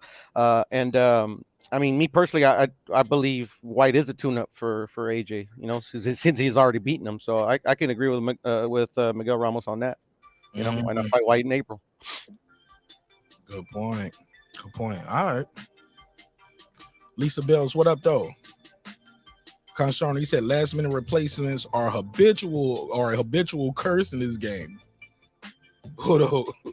He said they're a curse. I don't think they're a curse. I think, hey, look, sometimes stars are born that night. Even in a loss. Isaac Cruz, Pitbull Cruz, right? Mm-hmm. He was a last minute replacement. But a star was born that night, even though he lost that fight, came up a little short. A lot of people now know who Isaac Cruz is. Facts. You feel what I'm saying? And he's able to get some big paydays since then. Had some competitive fights, got some big names on his resume like Gamboa. You know, so yeah. I ain't upset with the last minute replacements, especially when they go in there and make a valiant effort, right? Yeah, most definitely. And then in the case of Pitbull, I knew him before the Tank fight. I knew that was gonna be a tough fight. You know, he did come up short. You know, it is what it is. But also, like, I don't think he's been in competitive fights since though. Who? Isaac Cruz. Yeah. Someone say Tank Davis ain't been in no competitive fights in there. Except for Cruz, yeah. I mean, like Mario Barrios. Nobody really knew Mario Barrios, but he was undefeated. He was a good fight. He is a good fighter. I mean, shit. Mario's fight was competitive though. To me, yeah, it was. I was there, but I wasn't. I didn't have a doubt that Tank wasn't going to win that fight though. Even watching it, I was like, yeah, I didn't expect him to knock him out, but that was the fight where Mayweather notoriously told him, "Hey man, you losing, right?" Yeah. That was it. Yeah. That was his last impressive performance, to be honest. Like that's what showed me that like Tank, like, you know, like just what he showed in the entirety of the fight. It showed me that, like, you know, I think he's ready to, you know, to take on anybody. Hey, look, low key, keep it a buck. When we really think about it, those last three fights, Tank, has he shown signs of slippage in Barrios, Cruz, and Romero? He got the knockout, but he was getting touched up a little bit, right? It was he had to go through, some would say, adversity. In the Barrios fight, I don't think he went through adversity, but that's just my opinion. To me, I believe like 5 rounds, they were both figuring each other out. I mean, I think Tank, especially since he was moving up in weight, he's a little leery in how he's going to take the power. I think he even said that himself at the press conference. That's why sometimes he starts a little slow. But once he settles into his groove, knows he can handle knows that the other opponent's power, I wouldn't say can't hurt him, but, like, you know, that he can handle it. Then he, you know, starts putting it all together. So yeah, no, I haven't seen any signs of slippage. You know, I give him a bit of a pass with Isaac Cruz because I thought Isaac Cruz showed me something that I hadn't seen from him, and I've been watching him for a little bit. It was his defense. He never showed that type of defense that he showed against Tank. Who didn't show no kind of defense until? No, I said that type of defense. Pitbull. I think you know what? I think Tank. Those smaller guys, like you was talking about with AJ, you know how you said he was missing the uppercut, or he didn't throw the uppercut as much with Usyk. Mm-hmm. I think the same thing could be said with Tank Davis. He was throwing it, but he was missing some shots because the smaller guy created an even smaller target. Like Usyk was the smaller guy and made himself a very small target. Same with Isaac Cruz. So in essence, I believe that's probably why Tank Davis injured his hand, hitting the top of the guy's head and stuff like that. Yeah. You can actually see in the fight where the exact moment where he hurts it, and you make a lot of sense, Mark. But I also attribute that a lot to Pitbull's defense. A lot of people think he fights reckless, but if you see his fights, especially that fight, he never like overextends. You know, kind of like Gary, not the youngest, but the one from 140, Gary Russell. Like that's like the only knock on him. Yeah, Gary Antoine. That's like the only knock on him. He kind of overextends. He the taller, light skinned one, right? Oh, yeah. You talking about the one with the afro? Antoine and Gary Antoine, the one from 140. Okay, Antoine. Yeah, you're right. Yeah. That's like his only knock, you know. He's a really good fighter. You know, keeping an eye on him. But yeah, that's like the only thing, you know. It's just kind of like neglects his defense because especially when he throws uppercut, actually, kind of like just if he misses it, he kind of leaves himself wide open, you know. And fighters could capitalize on that. But you know, Isaac Cruz doesn't do that. Like you know, he's like controlled, you know. So I think that was what troubled Tank the most, you know, until the injury occurred, but also like what I didn't know about Isak on the defense, I didn't know that Tank, you know, like could use his legs like that because he never shown it before. Shout out to Stephen Bateman in Australia. What the $2 super chat? Let me give him the drop. I'll give you the $2. You give him the $2. All right, pay him the $2. Oh, pay the $2. He said, I still think Pitbull Cruz beat Tank. He still thinks Pitbull Cruz beat Tank. A lot of people do. I had the fight a draw, me personally, but I wasn't mad at the decision because it was a very close fight. You had it as a draw? I'm sorry, bro? You had it as a draw? I did, Mark. I did. Put that on our rewatch list, bro. We got some. Yeah, put it on the rewatch list because I actually just rewatched it myself, and it's a very close fight, to be honest, Mark, the way I saw it. I saw Tank touching and going. Yeah, but the thing is like he missed like Pitbull was blocking a lot of those shots, Mark. With his face? Nah, bro. Like I'm telling you, like we should do a rewatch one of these days when you have a time, and you'll see that like a lot of the times Pitbull will block him. It's not like saying Tank didn't land because you got to land and fucking win a fight, you know. But yeah. Somebody said, you seen Top Boy on Netflix. This guy named Driss is your double, fam. Let me look him up. He said Driss, DRI's Top Boy. Let me see if we look alike. Yeah, you guys do look alike. I'm just playing. I don't know who that is. I don't know, fam. I don't really see it. I get it though, because of the way our facial hair is. But let me put him on the screen. He said I look like this dude right here. Let me change my avatar. Let me see. That's my avatar. He said I look like this dude right here. He trying to say all black folks look alike, bro. That's what he's saying. Like, man, hey, we still can't see him. We can only see you. Oh, there you go. There you go. He said I look like this dude right here. Maybe. This is what he looked like regular too? Nah, fam. I don't know. I don't see it. But all right. He probably saw maybe a picture with like a bucket hat on, and he's like, "Oh yeah, it looks like Mark." Yeah, I get it. Our complexion and the beard and the mustache, the way we have our beard and mustache, I get it. I can see it. I can see why somebody could say that. And what is this? A TV show? He's an actor? Somebody say he gay. Yo, he gay? No, don't do that. Somebody said I look. Take that nigga off the screen. What? He set me up. Oh, nigga. Small hat. I gotta get you, bro. It never heard of it. Nah. He said I look like him. Let me see. I thought we were gonna be better this year, man. Come on. Yeah, bro. All right. Shout out to HLD. HLD said he's a rainbow. Damn, that dude set me up. I don't put it on the screen. I don't set myself up for the joke. My boy say Cruz lost. PGH, big dog in the building. Happy New Year to you, sir. Happy New Year to you, fam. Wish you nothing but prosperity. Keep doing the podcast. I watch y'all podcasts. I think y'all do a weekly joint, and I watch those joints. So appreciate you, man. Keep dropping the content. You and the whole panel over there. So shout out to PGH, big dog. Big things going over there. Y'all subscribe to his channel. Subscribe to his channel too. Check him out. Somebody said Top Boy Mark. Nah, I ain't nobody top boy. I ain't nobody bottom boy. I ain't that one of those. I'm just a man. Somebody said boxing is a joke. He subscribed and waited a whole minute just to say that. Nah, man, boxing is good. Good boxing is still out there if you're looking for it, right, Poto? Oh, he stepped away, or his mic is muted. What was the question? Because I don't know why, but maybe it's my mic, maybe it's my headphones, but it every now and then you like cut off on me. Oh, for real? Y'all let me know if I tap out on y'all too in the chat. My man said, he said, nah, dude, you wrong. This sport is fucked. My boy God of Fraud said boxing is a joke.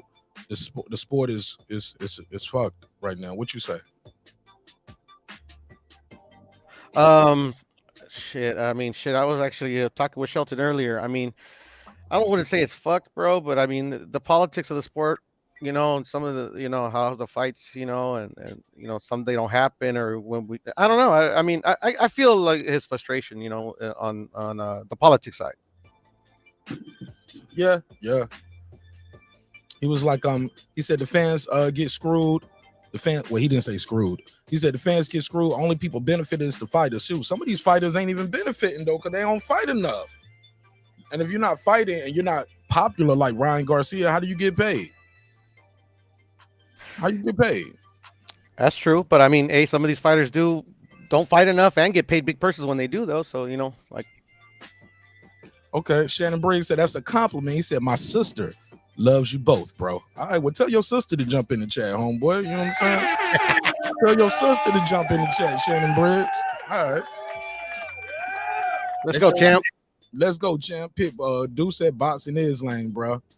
I get it to some, and you guys are entitled to your opinion. I ain't mad at you for that. But it's my favorite sport. To some people, football is lame. Some people think basketball is lame, golf. So it's all about perception, and your perception is your reality. It is what it is. You feel me? So yeah. My favorite sport too. It's the only one I watch. So I mean, Yeah, I'm not here to convert anybody to boxing fans. I'm here to talk to fans about boxing. So you already a boxing fan, cool. But I'm not here to convert you. You feel me?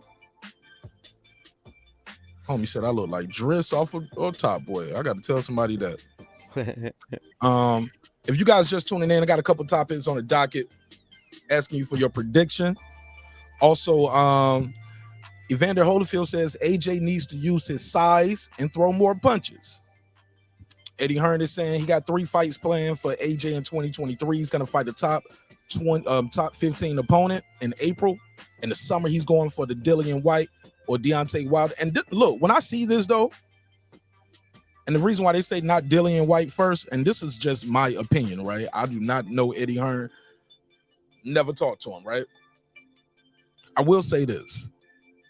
I think why you see Orr with these names is because it's a backup plan. So they want a top 15 fight to get back. It's a get back fight, right? You still with me, Poto, right? Yes, sir. All right. But in the summer, they really want Deontay Wilder. And in the fall, they really want Tyson Fury. But if they can't get Deontay Wilder, the backup plan is White. If they can't get Tyson Fury, the backup plan would be Wilder. Does that make sense?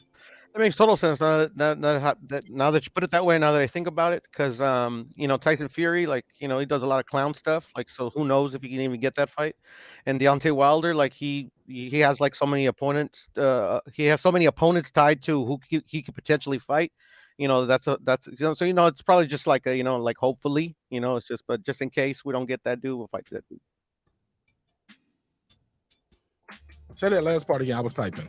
Oh, and then I was saying I was just saying so for in the case of Deontay Wilder, since he could be fighting Andy Ruiz or he could be linked to fighting this dude or that dude, they have the or like you just said, just in case one just can't be made. Yeah, and I think that's smart. That's smart. That's good business. Also, you let these guys know when you're going into negotiations, like, shit, we got other options because you don't want nothing to happen and you don't take you take your option, and you didn't let people know you was having other options. People be saying, you ducked, got up and left the negotiation table, and what I mean? Like, man, yeah, no, that makes sense. It makes guys sense. ain't at this level to be doing no ducking, bro. You don't. Yeah, and go ahead. Not the champions, not guys who know what it feel like to be a champion and been a champion over and over again. Those guys, they're not in there trying to quote unquote duck. Now, you do got some contenders and challengers and prospects where they're guided a certain way by their handlers. And, they got to let them do what they do. That's their job. You trust them to do what they do. But, yeah, I just feel like everybody has their own path. But those champions at the top, I don't think none of them, quote unquote, scared of anybody. They just want to get the most money for the fight. Yeah. I want to have the fight here. I want the most money. I want this. I want that. I want, I want this cut of the pay-per-view. I want this much off the gate. Hey, look, if a hot dog is sold at the concession stand, I want in, Facts. and, Yeah. and they're right to that. I ain't mad at her. Yeah. And then more to my point, like AJ's had negotiations with both of these fighters before, and nothing came to fruition. And both sides, have their reasonings behind it. So I mean, it's just I guess they're just anticipating it's going to be difficult negotiations with those fighters. Say that last. Oh, you said. Oh, you think it's going to be difficult negotiation with Tyson Fury or Wilder? Yeah, because they were both difficult in their own way when they were trying to negotiate the fights previous hand. Or So what would that fight? What would that fight happen? Because Eddie Hearn said the fight. He said Terrence Crawford and Spence. He was like, yeah, it's gonna. He said they'll make more money here in America. I don't think he's gonna say that for that Wilder fight and AJ fight. He's gonna want that in the UK. Yeah. It's hit or miss for that fight over here, to be honest. Or maybe not. I don't know. I mean, they supported him for against Tyson Fury. In Vegas, AJ versus Wilder in Vegas, huge. Mm-hmm. Wembley, huge. You can put that shit in Saudi Arabia, huge. I think AJ versus anybody is a mega fight. This kid is a fucking star, yo.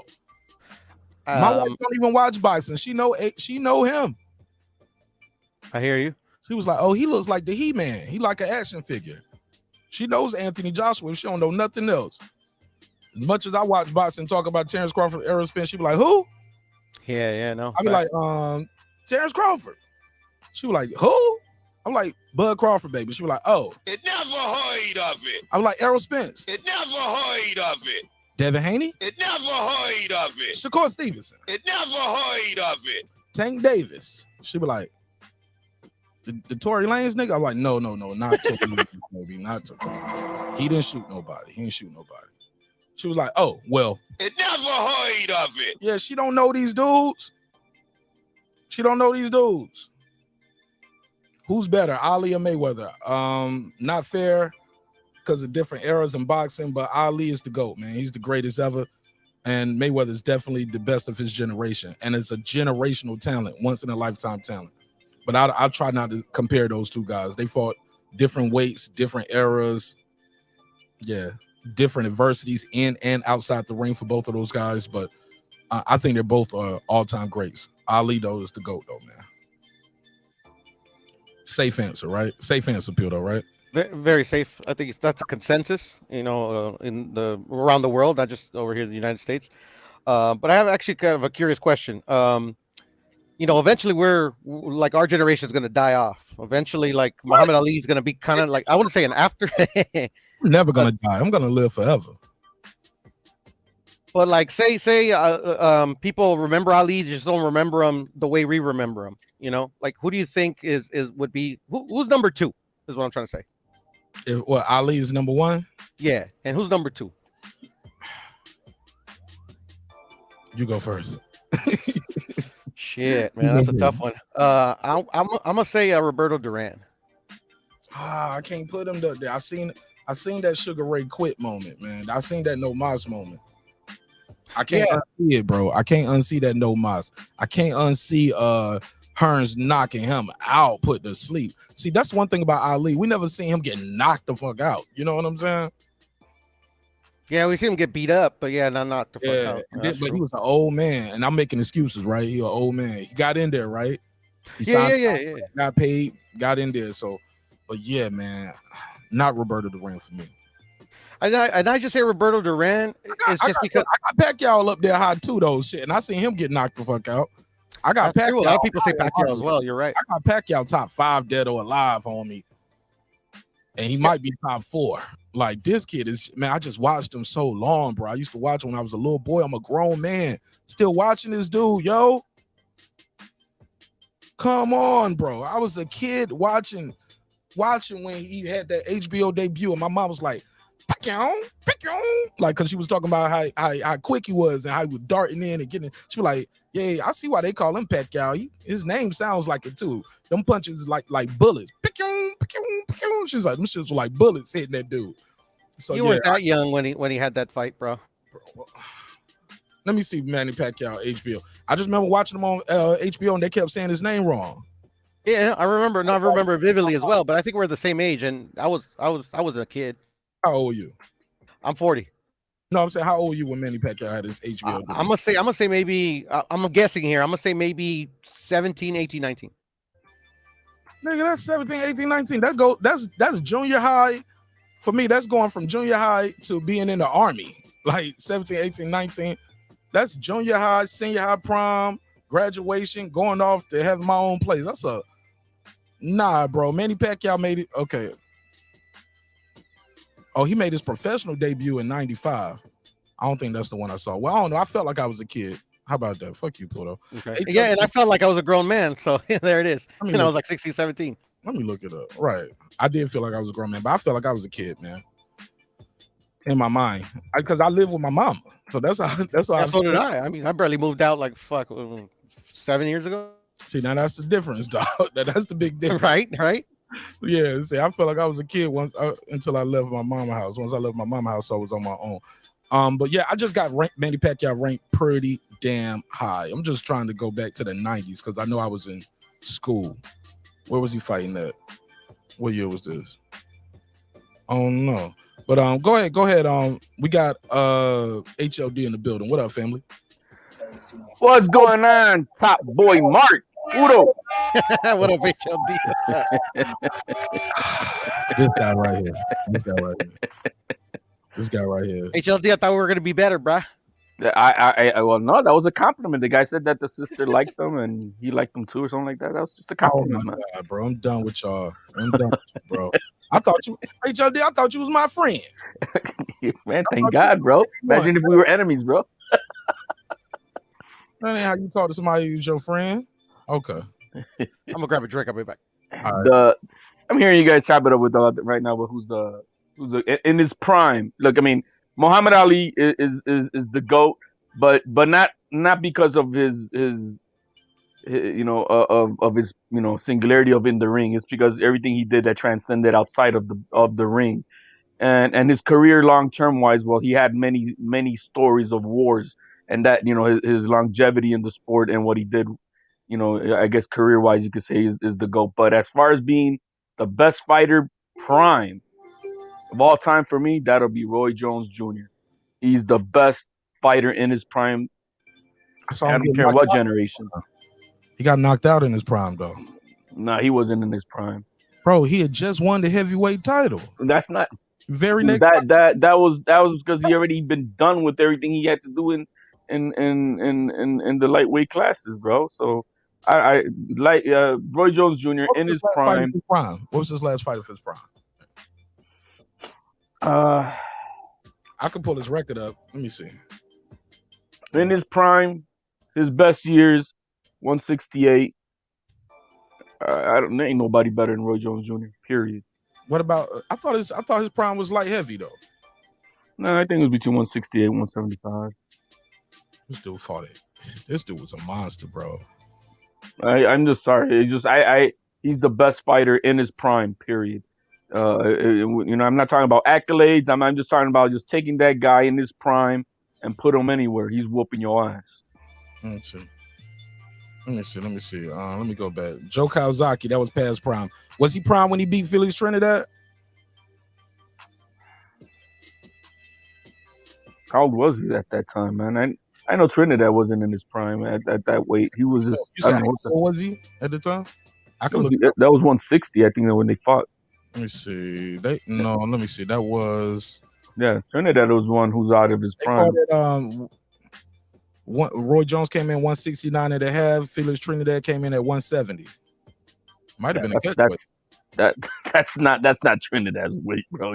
But that's a catch weight because Roy Jones came down too. Because Roy Jones was fighting at 175. He came down to 169, and Felix Trinidad came up from what? He was at 160. What was he at? 168? No, he was at 160, I think, and he probably went up for that. Yeah, he was at 160. He went to 169 for Roy Jones. Yeah, that was so, that was totally out of his. He pushed the limits of what he is, and plus he was already later in age. So, but anyway, but still, I just think that Roy Jones Jr. was in his prime, no better fighter. Nobody beats him. hold up. So he beats Clanwood. He has should have been what he had the WB. I'm not even talking about who he beat. It's just the fighter that was in that ring will beat. I'm looking at all these damn belts he got up here. That I'm saying some people don't even count these belts right now. If I was to tell you, yeah, man, he was the WBF World Lightweight Champion, light heavyweight champion. Like WBF, that's the World Boxing Federation. That sounds like wrestling, huh? Yep. He beat Stone Cold Steve Austin for that belt. That nigga had the Vince McMahon belt. But it was a real thing. The WBC World Lightweight. He had the WBA. He had the IBO. He had the IBF. And he had the IBA, the international. Like, damn, Roy Jones had everything right here, huh? Yeah, they had all the Cracker Jack box belts. Yeah, He didn't have the WBO. He didn't have the WBO. Like, it was yo, history is crazy because back then, as a kid watching boxing, you couldn't tell me Roy Jones wasn't undisputed. What we know now, he wasn't undisputed. Yeah, it was a different. It was a lot of crazy things going on, and that was before then. The sanctioning bodies all agreed to who's going to be the three major sanctioning bodies, and then they gathered the last one in the last 20 years. I feel you though, Mark, man. I mean, nobody can tell me that Tio and fucking Cambosos were undisputed either, so I feel you. Look at this, man. Look at this. He got all these world titles, but now people will say these world titles don't matter no more. But back then they mattered, right? No, they didn't matter back then. Oh no, they only mattered for promotion or for the casuals. That back then, when you didn't know no better, you're like, okay, he's a champion. Yep. Tell me you want no champion. We're gonna see Tank Davis fight this week. Oh, he's a champion. No, he ain't. That's Devin Haney who's the champion. And I think that's why some coaches and some fighters say the belts don't matter because like these fucking sanctioning bodies just muddle it all up. Well, the belts don't matter if you're that popular and you're that, you know what I mean? When you got the following, you don't need the belts. You know what I mean? When you got the support with putting butts in the seats, it doesn't matter.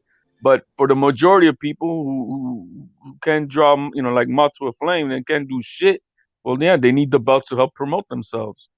And that's where it's needed. So most fighters don't know how to, they don't know how to promote themselves. They don't know how to attract the business side of the game, and so that's where the belts come in. That make it important to have. Yeah, Roy never had the WBO.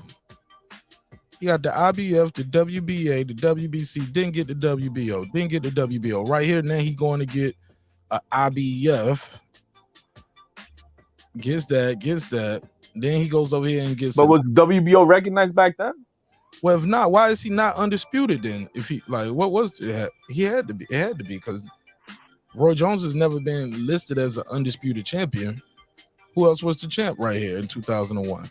He probably he probably vacated one of the belts, because fighters do that, when they don't want to pay the sanctioning fee or whatever. I'm looking at his box rig right here. He's still picking up belts. Let me go back. Let me see when he had the W. He never had the WBO. I'm just scrolling down. He had the WBC. Then he got the WBA. When he go pick up another belt, beat Richard Frazier, defended. Okay, Reggie Johnson beat Reggie Johnson for the IBF. Boom. I remember the David Telesco fight. Richard Hall, that was a crazy one because that's the one where they both pissed hot, right? And the fight still went on. Am I not mistaken? Then they both pop. I believe you're correct. But Roy Jones popped a little over, but if I'm not mistaken, Richard Hall probably came in like 2 or 3 times over the limit. I think he popped dirty too. Put a case on it though, allegedly. Yeah, man, even Steven for both, man. I mean, they're all on something, bro. Damn, don't say that. Hey, Mike Tyson says it, bro. He boxed. Maybe. Hey, look, but that's some. Hey, look, I know guys who cheat and they say all dudes cheat. That make them feel good about their transgression. Just because that is true. If you look at all the fighters in the 90s, look at their body definitions, bro, and how they were, bro. It didn't matter what the fuck. Everybody was on shit. Everybody was on something. Just for me though, like I don't think it's steroids. I think it's just like stuff to make them make weight. No, when you see that shit, these dudes in the 90s, man, they were all ripped. All ripped. Not George Foreman. Facts. No, he took the steroids with the hamburgers, bro. Yeah, it's like Allegedly. Allegedly, yeah. Allegedly. yeah, it's like the doctors they give you the pills that says take with food. Right. Y'all, He lied. Y'all niggas worship him. y'all crazy, man. All right. What was I at? But yeah, man, I'm looking at Roy Jones' record right here, and I'm like, okay, so we got the Richard Hall. What was I at with the Richard Hall? Boom, boom, boom. I'm just looking, man, where he was grabbing these belts, but it wasn't really. Yeah, it's not. He never got the WBO. I don't know when why he never got the WBO. Who was the WBO champ in 2001? What year did the WBO? Oh boy, it might have been. Who? What's the Brit dude? Was it him or was that later on? Was it Joe Kawasaki? I don't know. Shit, I don't know. But yeah, I think Prime Roy Jones though is 175 according to this. Light heavyweight is where he really dominated. 175. Then that's where he dominated, and was just. He just blew. It was just too good, bro. He blew everybody away. And ridiculously, like you never see nobody do what he does, bro. Like he did, bro. Yeah, and these guys were good guys. He was just a cut above. I remember Clinton Woods. He beat the dog shit out of Clinton Woods, and then he went up there from 170. How you go from 175 to 226? Oh, he did it in a year, and he did it in 18 months though. It took about 18 months. He was 193. Okay, yeah, I'm sorry. 175 to 193. I'm sorry. I'm looking at John Ruiz weight. Damn, bro. 193. Man, he beat John Ruiz. He beat my Puerto Rican champion, bro. Come down in weight, face Antonio Tarver. And that's when he got his ass beat because that weight cut was drastic. He won the first time. No, he won the first one. He won the first fight. When he first came back down, he won. But a lot of people say that's when the other shit started happening with them scandals. And that's when Roy Jones started looking human. He wasn't Superman no more. People started saying he looking human. I don't know. I don't know what to say about that. I got to do some more research. But yeah, but it was that Tarver. And I think he came back too quick from Tarver to fight Glenn Johnson, man. Took Glenn Johnson for play. Too quick after the knockout loss. Came back 4 months later. You didn't give yourself a chance to recover and got knocked out again. And I think that's he probably should have retired once he beat John Ruiz. Yeah. I don't think it's accurate. Maybe he couldn't. That's true. That lifestyle is expensive. Roy Jones was taking care of a lot of people, bro. Had a record label. He had all kind of businesses going on, and yeah, who knows? Maybe he couldn't financially afford to retire at that time. But I'm saying financially, but as far as career-wise and what he did it all at that point. He didn't need to. Yeah. I'm just saying. Yeah. Go ahead, Puto. What was you about to say, bro? Puro, what was you saying? No, what I was gonna say is that I actually don't think it was because he moved up in weight and stuff like that. I know a lot of people think that, but if you know how what Roy Jones's defense was predicated on, it wasn't predicated on like basic boxing fundamentals. He relied a lot on his reflexes. And we all know as you grow older, your reflexes start, like you don't have as fast reflexes, and he just couldn't get out of the way of the punches. And some of these guys hit really, really hard at that weight, bro. He just got hit, bro, and it was over. Yeah. That's what I think. I think it's a combination. I definitely could see the age thing because he definitely lived off his athleticism his entire career. Mm-hmm. HOD, let me ask you this. Evander Holyfield said AJ needs to use his size more and throw more punches. What do you say? I think it's what most of us have always been saying about AJ is that he needs to use, his size, like he was fighting Usyk. He had to play that maul game like the way that Fury was doing with Wilder.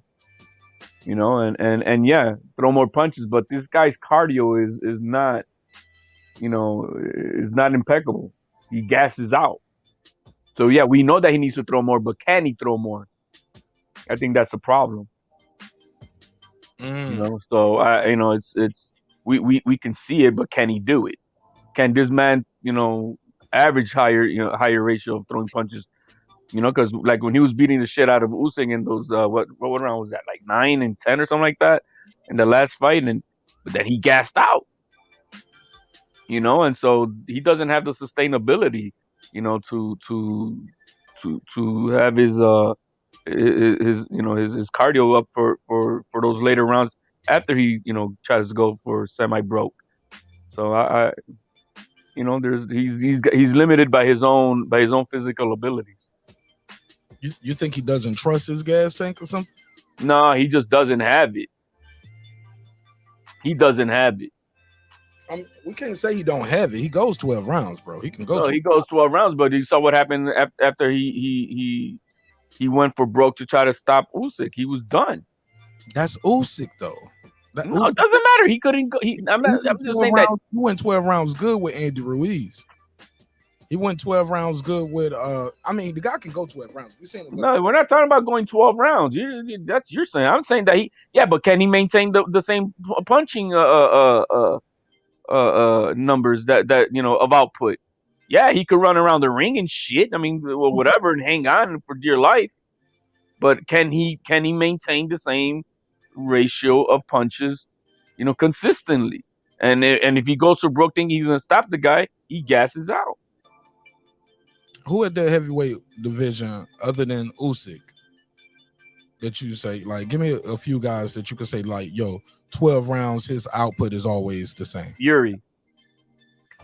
Okay, you said Fury. So you saying Fury has never had he doesn't decrease in his punches? No, he doesn't. Yeah, I haven't seen that man gas out.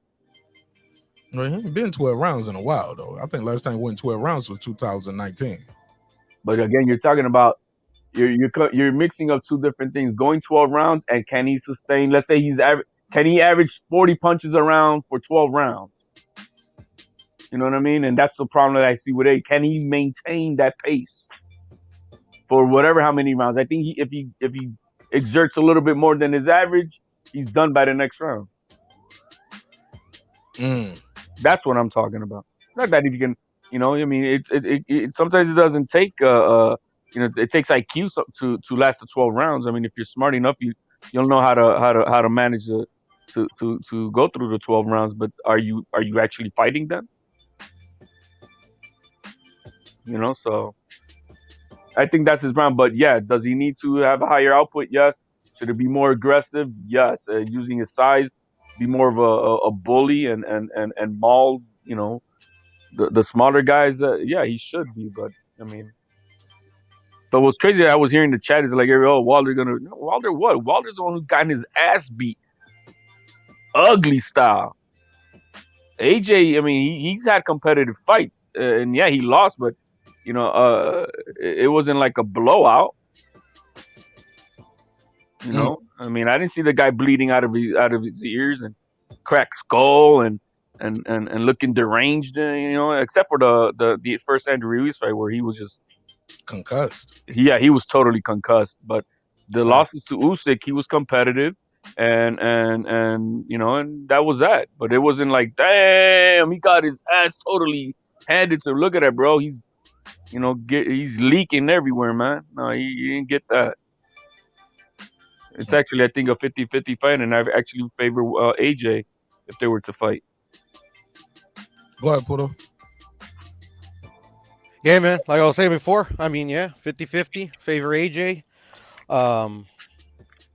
You know, but actually said it perfectly. I mean, you know, he hasn't thoroughly gotten his ass kicked by anybody. So, I mean, you know, it's I mean, he hasn't won, so there's obviously something he needs to work on so he gets him over the hump and he beats some of these fighters. But yeah, definitely, I agree.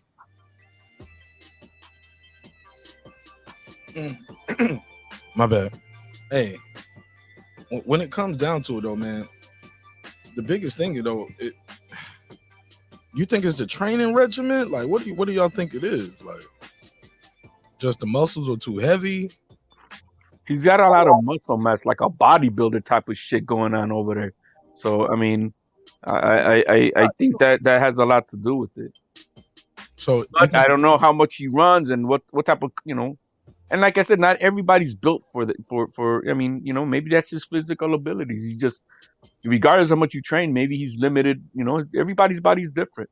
And so maybe he doesn't have that VO max that other fighters may have. Yeah, to be honest, for me, like I don't buy into any of that too much muscular, all that stuff. I mean, like he's had this same body type his whole career, and he had tons of success until he lost to Andy Ruiz. So I mean, the Andy Ruiz that Andy Ruiz loss for me was and the Usyk loss. Well, I put that a lot on the coach that he had. Like there was a lot of things that he did. Because you have to tailor your fight plan to each fighter. And that comes down to your coaching. If your coaching doesn't have the the knowledge to get the right game plan for each of these fighters that you might fight, then you need a coaching change. He got one, he still lost. That's why I was saying earlier that I could attribute to maybe it is more mental. But your guess or HLD's guess, anybody's guess is as good as mine, is as good as anybody's. Well, Holyfield was like, he was talking to Sky Sports. He was like, he has to fight like a big guy. He can't sit there and tag with these guys. He's got to hit them with the big shots. He said, if you got a little brother, if you try to keep up, he moves too much. You got to grab him and put all your weight on him and let him feel that you're the stronger one. And this is the big guy fight. That's the way you fight as a big guy. So you got to grab these guys and just, wrestle with them. Let them feel your weight. Let them lean on them. Let them see how heavy you are. Make them fight to get you off. That gets them tired. Well, he didn't say that. That's not a quote. I'm adding that. But he said, there isn't no way he can beat you in a big guy fight. That's like what I was saying, Mark, that he needs to, use his size to lean, like what Fury did with Wilder, for an example. It's use that size. It kind of fight like George Foreman is almost what he's saying. Shit. Like, don't wait. But look, but maybe he's cautious about getting tagged coming in, though. That could be too. I mean, tag coming in. Because you can't say he does get buzzed. So I mean, who knows? But yeah, whatever the fuck it is, he's got to need to fix it, because if he's gonna fight any of the names I think you were mentioning, I mean, he's gonna be in trouble. I think he can fight a lot of those guys the same way he fought Usyk and win. It's just because Usyk moves more than Wilder and White. But Fury's gonna be different though. Fury's gonna be different. No, Fury's gonna maul him. Yeah, Fury's gonna maul him. Yeah, and now that you put it that way, though, kind of you broke down like how to fight like a big guy. I mean, he has never really fought that way. So to me, that means like he needs to completely change his style. That's gonna take time. Yeah, you ain't gonna do that in 1 year. Exactly. Yeah, and he's already at the tail end. You know what I mean? So they'll do the right matchmaking, cash out. He's not fighting for legacy anymore, man. He's not fighting to make the big bucks and keep that train rolling. So what you say about the Bucks and the train? Say that again. I'm saying he's not training for legacy, man. He's just training for the big bucks. Who? Keep that AJ. Why would you say that? That's all he needs to do now, man. He doesn't legacy of what? Man, if I'm gonna make $80 million in my next fight, keep it going. He could take the Crawford route. I kind of get what HLD is saying. Like maybe like legacy wouldn't be such a motivation for him, but like if he truly wants to win these fights, maybe he has to like make his motivation maybe personal pride. Just like he wants to get that get back from he wants to get to where he was before. Yeah, but for him too, his division is small and it's nowhere else to go. Heavyweight division, Yeah. Nowhere else to go, but he knows what it feels like to be. He doesn't know what it feels like to be undisputed, man. He probably want to get that undisputed, man. He wants to know that feeling. So it is somewhere else for him to go. So yeah, True. but he just can't go up and wait. Crawford, shit, he got a whole nother division. He can retire at 154. Like those guys starting at lightweight going up. Those guys have a lot of options going up. Especially if you're a guy who's already been undisputed you got some options. But AJ, shit, man, he ain't got nowhere to go. But he sells out arenas. He could sell out arenas fighting anybody. I don't know, but he wants to be, bro. It's something like undisputed, man. I think he wants to get that undisputed. Man, while Fury's around and Usyk is around, he's not gonna become undisputed. That's just a fact. While those two guys are in the game, he is not gonna become undisputed. Some would have said that same thing about Devin Haney a while ago. This kid had never, you know what I'm saying? But it's not even the same thing. It's not even close. Yeah, but people didn't think Devin pillow fisted. Who would think this kid would be undisputed before Tank Davis? You get what I'm saying? But Tank Davis is not even on that train of legacy. But he is Tank Davis. Who would think that don't mean nothing? He's not fighting for legacy. I'm just saying, you don't know what people fighting for until it's all done, and you look at the record and you look at how much money he made. And that's what you can determine. But I'm talking about in real time. And Devin Haney's only 24. I'm talking about in real time. Yeah, but Nobody would have thought Devin Haney would be undisputed this quick instead of Tank Davis, who was like being fast tracked, and you had that Pedraza fight, and you like, damn, man, he had the Mayweather stuff behind him, and the big team, big promotion. Oh boy, want to sign with the app. Yeah, man, nobody was expecting him to be. Yeah, but I mean, I don't know why we're comparing Devin Haney to AJ. It's not even the same. No, what I was saying is we don't know what God's plan is. Like, we can always say, that's why I'm comparing it, because you was like, it's not gonna happen. Who knows what's gonna happen? Shit, Tyson. Well, Fury, like I said, if Fury retires and Usyk retires next year, I can see that. I'm telling you, not even that. Fury could fight Usyk and beat Usyk. AJ could beat Fury. You don't think it's possible, but anything is possible, bro. Well, I mean, anything is possible. It's not happening. These fights take something out of you, bro, every time. And Fury's done been in some wars. AJ been in some wars too. What wars? He was in a war in his last fight, yeah. But besides that, he got dropped twice in the first fight. He's been cut up in the fight with what's his name? Alo Wallin was putting hands on him. He said hands put on him by heavyweights, bro. Tyson Fury been fighting a long time, bro, taking a lot of punches to the head. You don't think these fights? You don't think you lose something every fight? You think does he look like he's losing anything? Just because you don't see it on the inside, don't mean it ain't happening, bro. Oh man, we are with this what ifs and what we don't see, and maybe. What the fighters say, you leave something in the ring every fight, bro. That ain't Martin Nash saying it. That's what the pros say.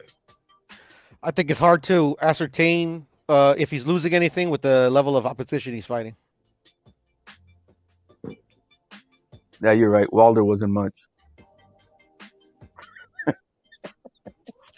Wilder dropped him.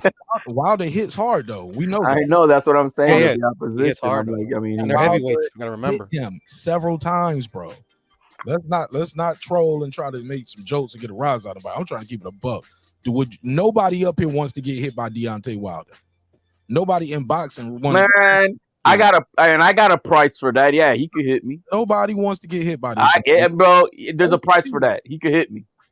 I wasn't making jokes, to be honest. I was like I said, HLD is like. Isn't that part of the docket? You don't even know what I was about to say. But I'm just saying. Does everybody got a price? I'm like, well, I got a price for Wilder to hit me. Okay, fair enough.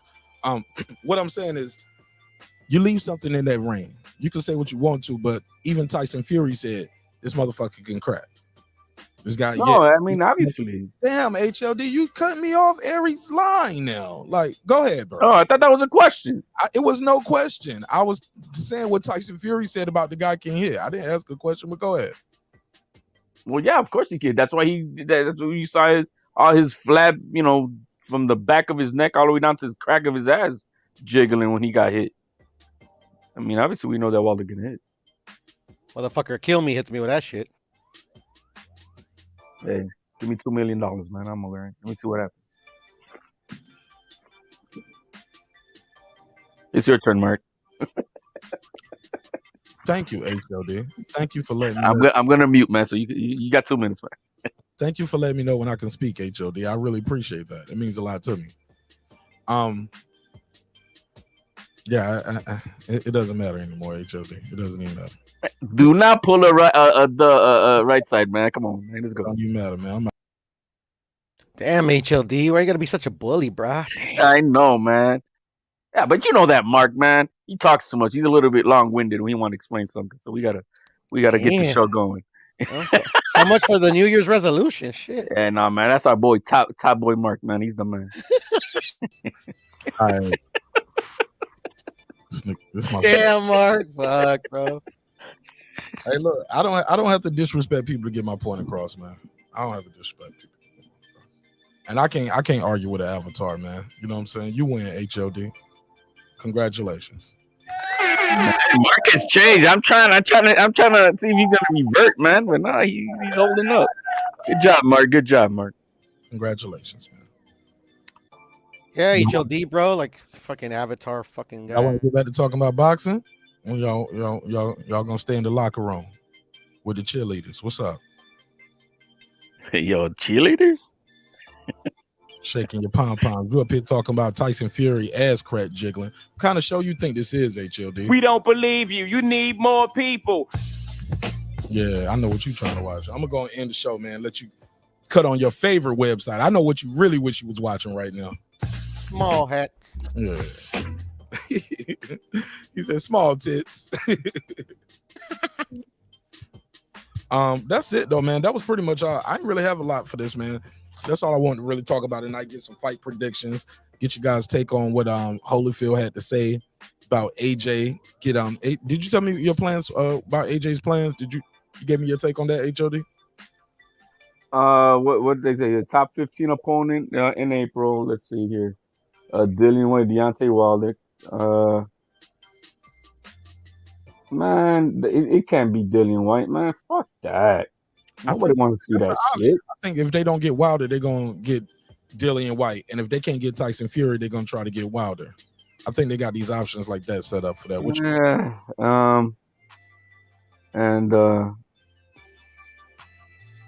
Well, top 15 Wilder. I mean, that's good. I really don't care about seeing Dillian White, man. I really just don't. Ain't no need. He needs to fight a top. Maybe put Dillian White as a top 15 opponent that he needs to fight somebody. Then fight Deontay Wilder, and then see if he can make a Fury fight or Usyk. Who knows? Whoever wins from Usyk and Fury. That's the way I would do it. I consider Dillian White a tune-up. Then fight Deontay Wilder, and then whoever wins that fights the winner of Fury and Usyk. That's the way I would see it. I would be good with that. But I mean, we'll see. I'm not too hyped up with this heavyweight division, man. What's your favorite division right now?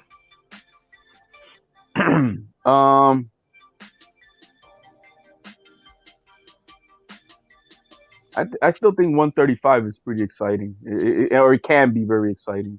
There's a lot of good fights that can be made. So probably be lightweight.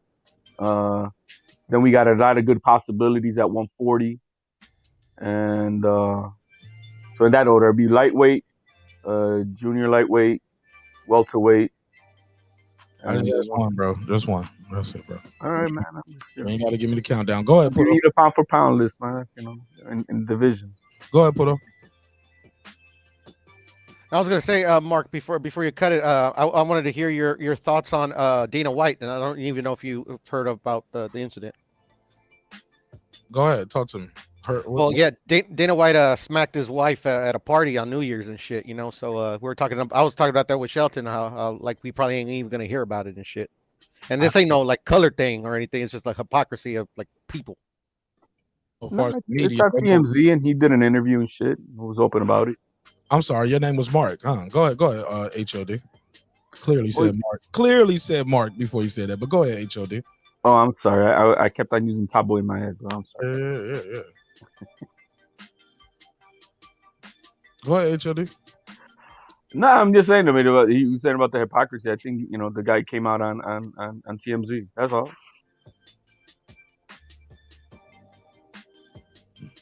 Go ahead, Pedro. You said now. What was you saying about? You said it wasn't going to come out, and what happened about hypocrisy? It wasn't about race. What was your thing? No, just particularly on YouTube, because that's the only thing I watch. I don't watch TMZ, so I didn't even know that he made I didn't even know he spoke on it or anything. But just like I watch all the channels on YouTube, not just boxing channels, and I've heard maybe like one or two just speak on it a little bit, and then it literally came up and it was talked about for like 5 minutes, and then the conversation turned to football. So I mean, I just think there's a bit of a hypocrisy going there, if you get what I'm saying. Mm. And there's a video, Mark. There's a video. There ain't no video of Tank. I mean, nobody condoned if he did what he did, but you get what I'm saying?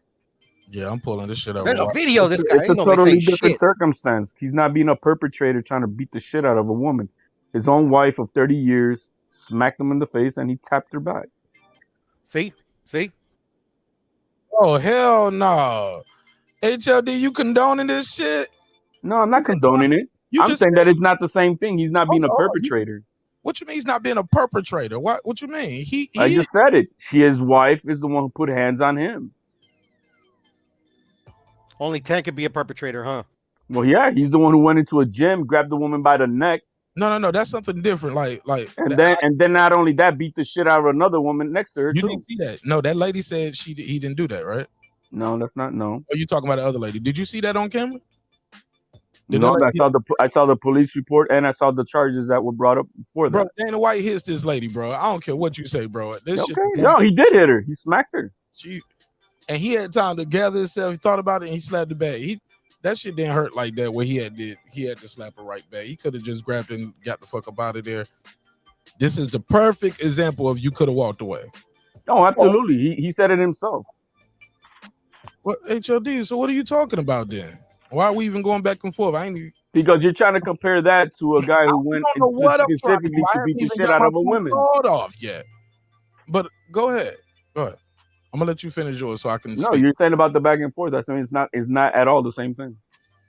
All right, give me your full take on all of this because when I go, I want to go. I'm saying that he was not a perpetrator. He was wrong for doing that. He didn't have to. It was not even a massive thing that his wife was doing. They were drunk as fuck. It was at New Year's, I guess it was. But as far as just the comparison of why I have to, I don't know what, try to, I mean, it's just not the same. One was being a perpetrator, actually going in to do that, and this one was in the middle of first, like we said, I think earlier in the week, keep your motherfucking hands to yourself. And his wife smacked him, and he tapped her back. Simple as that. Ain't no tapped her back. Okay, you finished before I go? Go ahead, man. All right, here we go. This is what I'm saying. When you hear the language of she slapped him, he tapped her back. You see how the language is colorful for, oh my God. Let me play this shit on screen. Let me let y'all see this. Watch this. She slapped him and he gave her a gather and he slapped her back and he in the hand and she's grabbing him. Now they fighting. Look like he threw a body shot. Was that a body shot?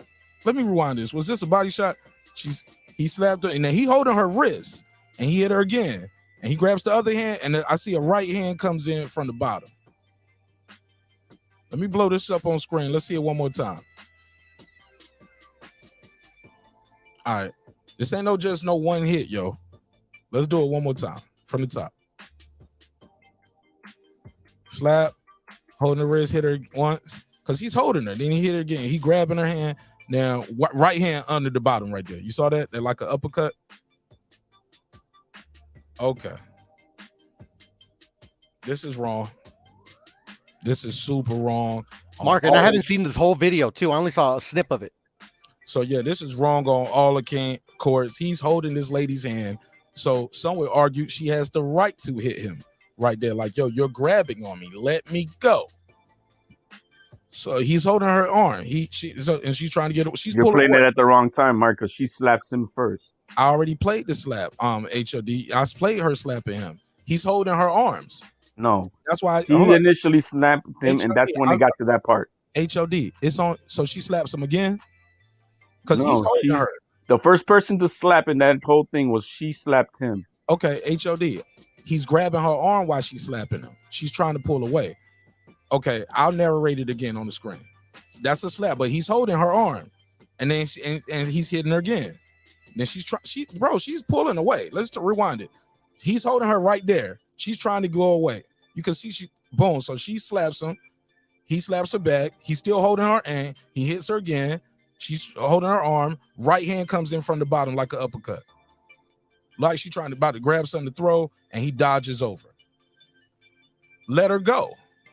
There's a longer video to that. I played the slap though. How about that? I played the slap of her slapping. That's not the entirety of this video. But send me the video, HOD. But the video I got right here shows, yes, she did slap her, but he is holding her arm. Then she slaps him. Then he slaps her. Then he hits her again. Then she's struggling. She gets that arm away. He grabs the other arm. They struggling for her arms. He's struggling to grab her. Then a right hand comes in from the bottom. Yeah, this is more than just she slapped him and he tapped her back. And they just went about their business. Oh, they are. Hell no. They didn't go about their business right then that night. That was a full-on back and forth, bro. No, they went home. You got to see the interview. I heard that. I heard what you saying, HOD. You said that already. That he apologized, right? No, he came on and made no excuses about it all. Especially himself.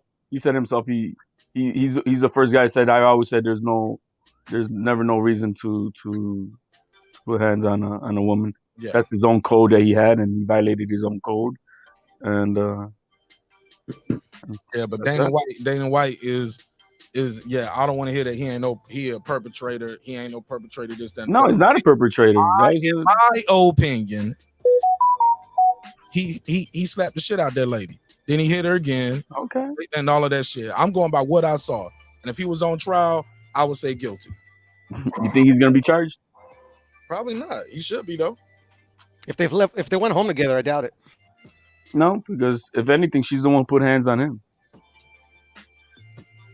Yeah. Yep. I know what Dana White is though. He's a bitch. But you know what? He's already holding her arm though at that point. You didn't play it. You don't got the whole clip. Do you got the whole clip? Just go to TMZ. I mean, I'm on TMZ right now. Well, the video you played didn't have the TMZ on it. Maybe you need to send me the clip you're talking about then. All right. Yeah. But the clip I got shows her slapping him. It clearly shows her slapping him while he's holding her arm, and then he slaps her back while still holding her arm. Then he hits her again while still holding her arm. He did what's that guy? What's that crazy guy's name that comes up? Oh yeah, he hit that woman, man. You tripping, bro? And she hit him. What you tripping? I don't give a fuck, man. I don't had a girl hit me before too, and I don't got to slap the girl and start throwing combos. He didn't just tap her down. He's not throwing combos. I've been in that same situation. I was like, yo, chill. I might have grabbed her hands and arms and be like, yo, chill. He probably smacks her hard in the bedroom. And then placed her on the couch or and like, yo, you cool. I'm just saying, bro, that was a tap. He probably smacks her hard in the bedroom. And I grab my shit and I get the fuck on. You know what I'm saying? Or I grab her shit and say, yo, it's time for you to leave. But like I said, that shit is few and far between. I don't get into that kind of shit with women. That might have been some high school type shit, bro. Like as an adult, I never had that happen with me because I don't deal with those type of situations. I know when the situation's getting toxic. And that look like a strip club. I don't know, bro, but you been kind of, I don't know. Are you joking or are you trolling with me with all these interruptions? Like that shit was random. Does it look like a strip club? No, because you're saying, they were drunk as I was talking about domestic violence and you just asked me where they at the strip club. Does it matter where they at? If y'all get into a fight, does it matter if we're at a strip club or we at church? Would it matter? No, it just tells you how stupid they both were, drunk, not acting right. Tells you what alcohol does to you. You act stupid. You don't know how to control yourself. Sounds like an excuses, bro. No, it's just the truth. It's just the fucking truth. Nah, that's what alcohol does. That shit ain't. Never done it to me. It does it to the majority of people because not everybody filters the shit the same way. There's some bitches out there, man. Maybe the majorities are bitches nowadays. Well, that's a fact. I mean, have you seen the fucking world we live in the United States? Hey, man, I hear you, man. But that's why I brought it up, Mark, because like I mean, and to just for complete or double standards, bro. Yeah, because I've only seen like literally the since I've known about this incident, I've only seen 2 slaps, like the one that she did and the one that he did. Like I didn't know that like they got into a full fucking brawl. Like what the fuck? Come on, fam. Come on. You know, and like Tank in his situation, like Tank's my favorite fighter, but that's where it ends. You know, like I like how the dude fights. You know, I watch his fights. But like he's been on video where he was doing what he did at the basketball game. I thought that was bitch shit.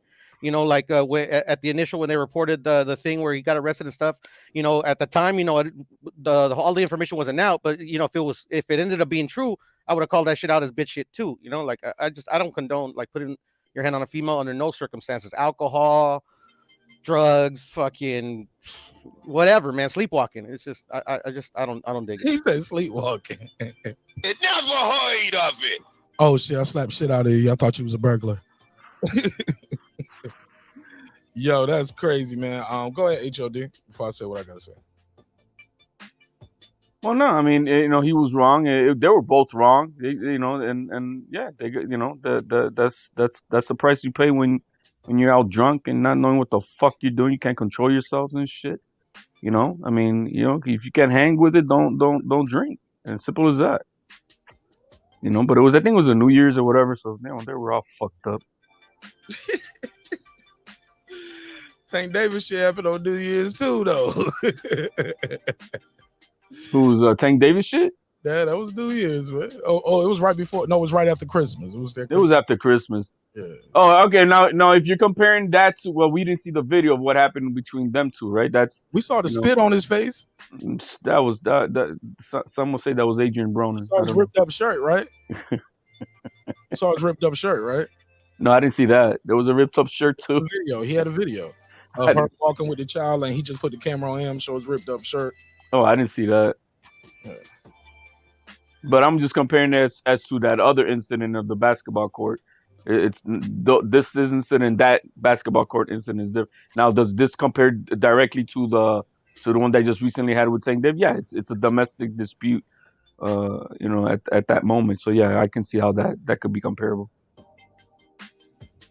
Yo, Dana White is wrong, bro. He's wrong, bro. Only difference between him and Ray Rice is Ray Rice knocked the girl out. You know what I'm saying? But facts. This is wrong, bro. But how is that what you're saying? I thought we're playing the double standards between men and women. Married, she smacked him. I'm married, bro. And it's been times my wife was mad and she wanted to hit me, bro. No. Did she smack you? Did she smack me? Yeah, did she bitch slap you, bro? That's what I'm saying. I don't want to go into too many personal. No. I'm serious. I don't want to go into too many personal details of my relationship, but let's just say this. My wife has gotten very angry at me and has done and said and physically done things that most people probably would have hit somebody. I might have said things to her and I might have some people, she might have gave her a call. Some people like, oh, you shouldn't have said that, or you shouldn't have did that. What you did, yeah, you supposed to get slapped for that, nigga. You know what I'm saying? I think within relationships sometimes you slip, your words slip. Let me get this off. But I said all of that to say this. I couldn't imagine in 100 years doing this to my wife. I couldn't imagine in 100 years doing this, and especially seeing the lick too, like seeing how the lick hit and what you did. Like you had time to rethink and react, and he chose to react, and he reacted back with violence, and I don't think it was necessarily cause for right there. Like nah, and especially when he's grabbing her arm already. Some would say, why are you already grabbing her? She's trying to get away. Then she slaps him. Then he slaps her again. He's struggling to get her arm and get control of her again. And that's when you see the right uppercut comes in. Bro, this is wrong. This is wrong on all kind of levels and all of that. Well, this ain't the same in Tank Davis. To me, it's worse because it's on camera. Yeah, we saw Tank Davis grab the lady and drag her out to the place. We seen Dana White throw a combination. This is bad. Go ahead, though. I passed the mic. I mean, for me personally, Mark, the levels of what's worse and what isn't worse, like, doesn't really matter to me. I mean, it's you put a hands on a bitch, bro. I mean, like, you Yeah. fought a bitch. I mean, and I'm sorry, I don't mean to demean women by saying that. You know, just a little angry, Hey, woman, or just a little like just not a woman. angry, but you know what I'm saying. But it's just like, I mean, to me, because I've always thought about this stuff, you know, post social media or anything, because I've been in situations, not a lot, you know, maybe twice, but the 2 times that it's happened, I've gotten slapped and I gotten punched, and it never popped in my mind to retaliate, to hit back, like it never, and I was pissed. I'm like super pissed, you know. But I mean, it's like it just never. I never had the inkling to reach back and hit back. It's just I don't get it. You know. Yeah. It's got to be in you, I think. Yeah. Yeah. Go ahead, HOD. Well, I think, like I've said it before, and I think we've even spoken about it. Keep your motherfucking hands to yourself. Simple as that. Keep your motherfucking hands to yourself. And if you can't control your fucking liquor, which very apparent they both didn't, you know, you lose your marbles. So here you go. You saying that he should have controlled himself. Well, maybe if he was not drunk, he probably would have. You know what I mean? But you know, they wrong. They wrong on all levels. You know, but it is what it is, and you know, hopefully they seek correction. They got 3 kids, and you know the way he spoke about it, they played the tape in front of the kids, and they even explained the shit how wrong it was. So you know, they played the tape for the kids, according to Dana White. Yeah. Fuck. Oh my god. Yeah, he's open with the kids. I mean, they're older kids, and they're gonna see it anyways on fucking TV. Come on, or whatever. I don't know how old the kids are. That's why. You know. Well, they've been married for 30 years. They've known each other. I think he said since they were 12 years old. So he's, you know, how, you know, she's got to have the kids. You know, they got to be at least 10, 11 years old. Okay. Okay. Let me see if I can find this Dana White apology. Did he did a video, or was it a? Yeah, no. He was on TMZ himself, and I don't know those guys that are, you know, the guy who started the TMZ was on it, and the other guy with the. I think with the dreadlocks or whatever, and they were interviewing him. And... Okay, so they did a one-on-one with him. Let me see if I can find it. We find this TMZ apology from Dana White. When was it? When did they post it up? Today. I saw it actually not too long before you started your show. Let me go to it. Damn, he has a son too, man. Shit, that conversation must be awkward. Hey, son, you should never hit women. But why'd you hit mom, Dad? Because she smacked me. What happened? Keep your hands to yourself. He did. What's that guy that comes out of her mouth? He almost put her in the street. Fuck, bro. Crazy world. Yeah, he went right up to it, bro. I'm watching this whole shit. She over there by herself and he fucking with her. Oh yeah, he wrong. He walking up, he grabbing her right there. She's pulling away. He got her hand. She's pulling away. Then she's over there by herself, got her hand over her eyes. He probably walking up to her. Come on, let's go. She's like, man, get the fuck off of me, man. Leave me alone. Boom, she slaps him. He slaps her back. Okay, so this video right here on the actual TMZ site is a little bit longer, but it still shows. Let me see. Let me play the rest of it. Let me see. Yeah, I don't need to see it, bro. Once the hand hit the chick, bro, it's over for me.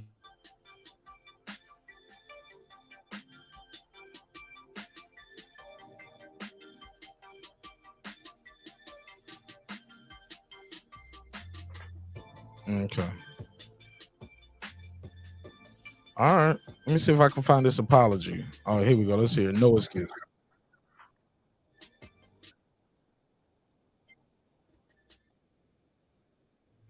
Oh, I gotta do it like this. Let me put this on the screen and we'll play. Can y'all hear the audio when you said what happened that night? No audio right now. No audio. No, can you hear it? No audio. All right, I got you. Bear with me. You got it, Mark. Do it like this. Share the screen. But if there's gonna be a backlash, right? Wouldn't you think it's gonna be the UFC community?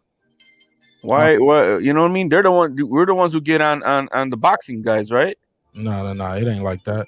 Nah, I don't. I disagree with that 100%. I mean, I think it's a man issue more than anything. And yeah, but you're talking about the YouTube community. So then, boxing doesn't. The boxers aren't following the UFC or the fans of that side. You think everybody who was complaining about R. Kelly were R&B fans? No, man, it's Or not the same thing. Not the same here on YouTube. Hold up, let me answer your question, bro. I'm trying to answer it, and as soon as I start, you over me with another reply.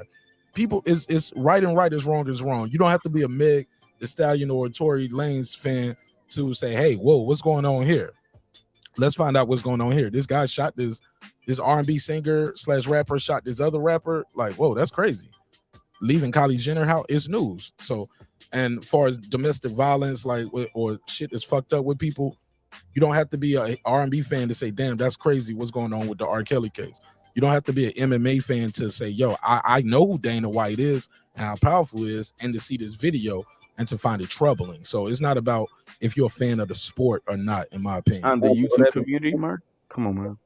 Well, that's you. Like, if you didn't talk about Tory Lanez, I really wouldn't give a fuck about Meg Thee Stallion and all that. I wouldn't have given a fuck. I wouldn't have. I'm just saying. So if you were looking for a roar, did you think everybody who was up who heard about the Tank Davis arrest were quote unquote just boxing fans? Yep. It was on TMZ, bro. TMZ makes the shit blow up. It's on it's global now. Well, because he's been in the news so much already, but for the most part, in boxing, how about the other times? Were they all over it?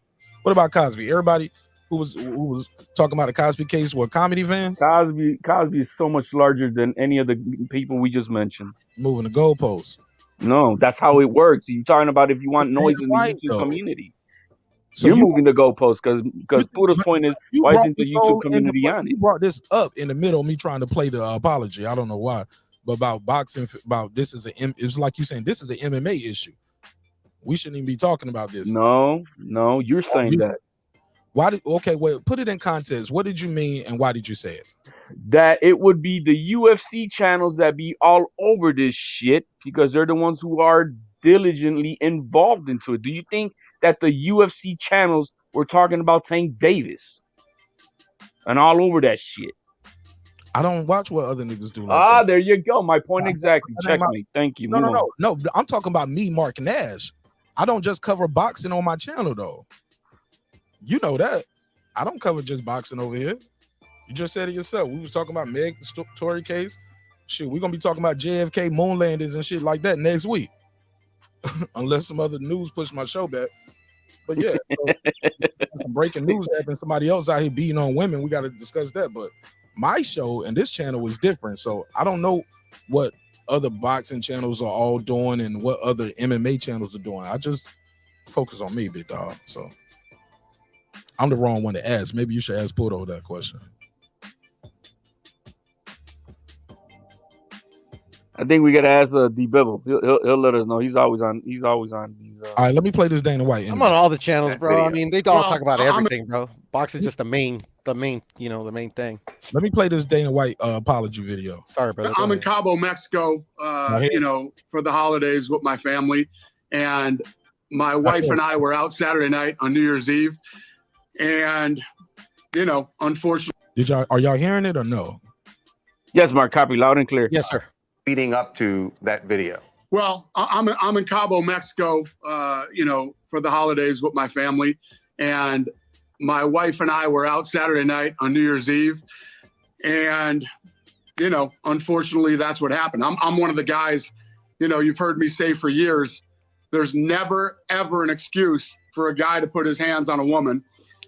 And as soon as you get slapped, you slap the lady back. All right, let's go. And now here I am on TMZ talking about it. But my wife and I have been married for almost 30 years. We've known each other since we were 12 years old. We've obviously been through some shit together. And we've got 3 kids. And, this is one of those situations that's, horrible.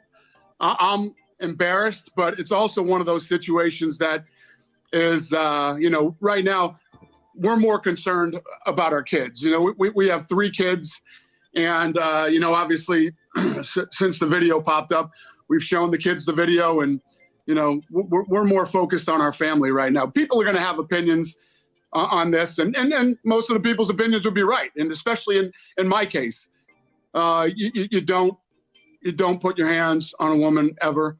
My wife and I obviously love each other. We've been together for a very long time. We've known each other since we were very little, and this is just one of those unfortunate situations. You were at a place in Cabo that where alcohol flows. Yeah, I mean, Dana, what we were told by people who were in the club, that it, at least to them, seemed that there was a lot of alcohol involved in this situation.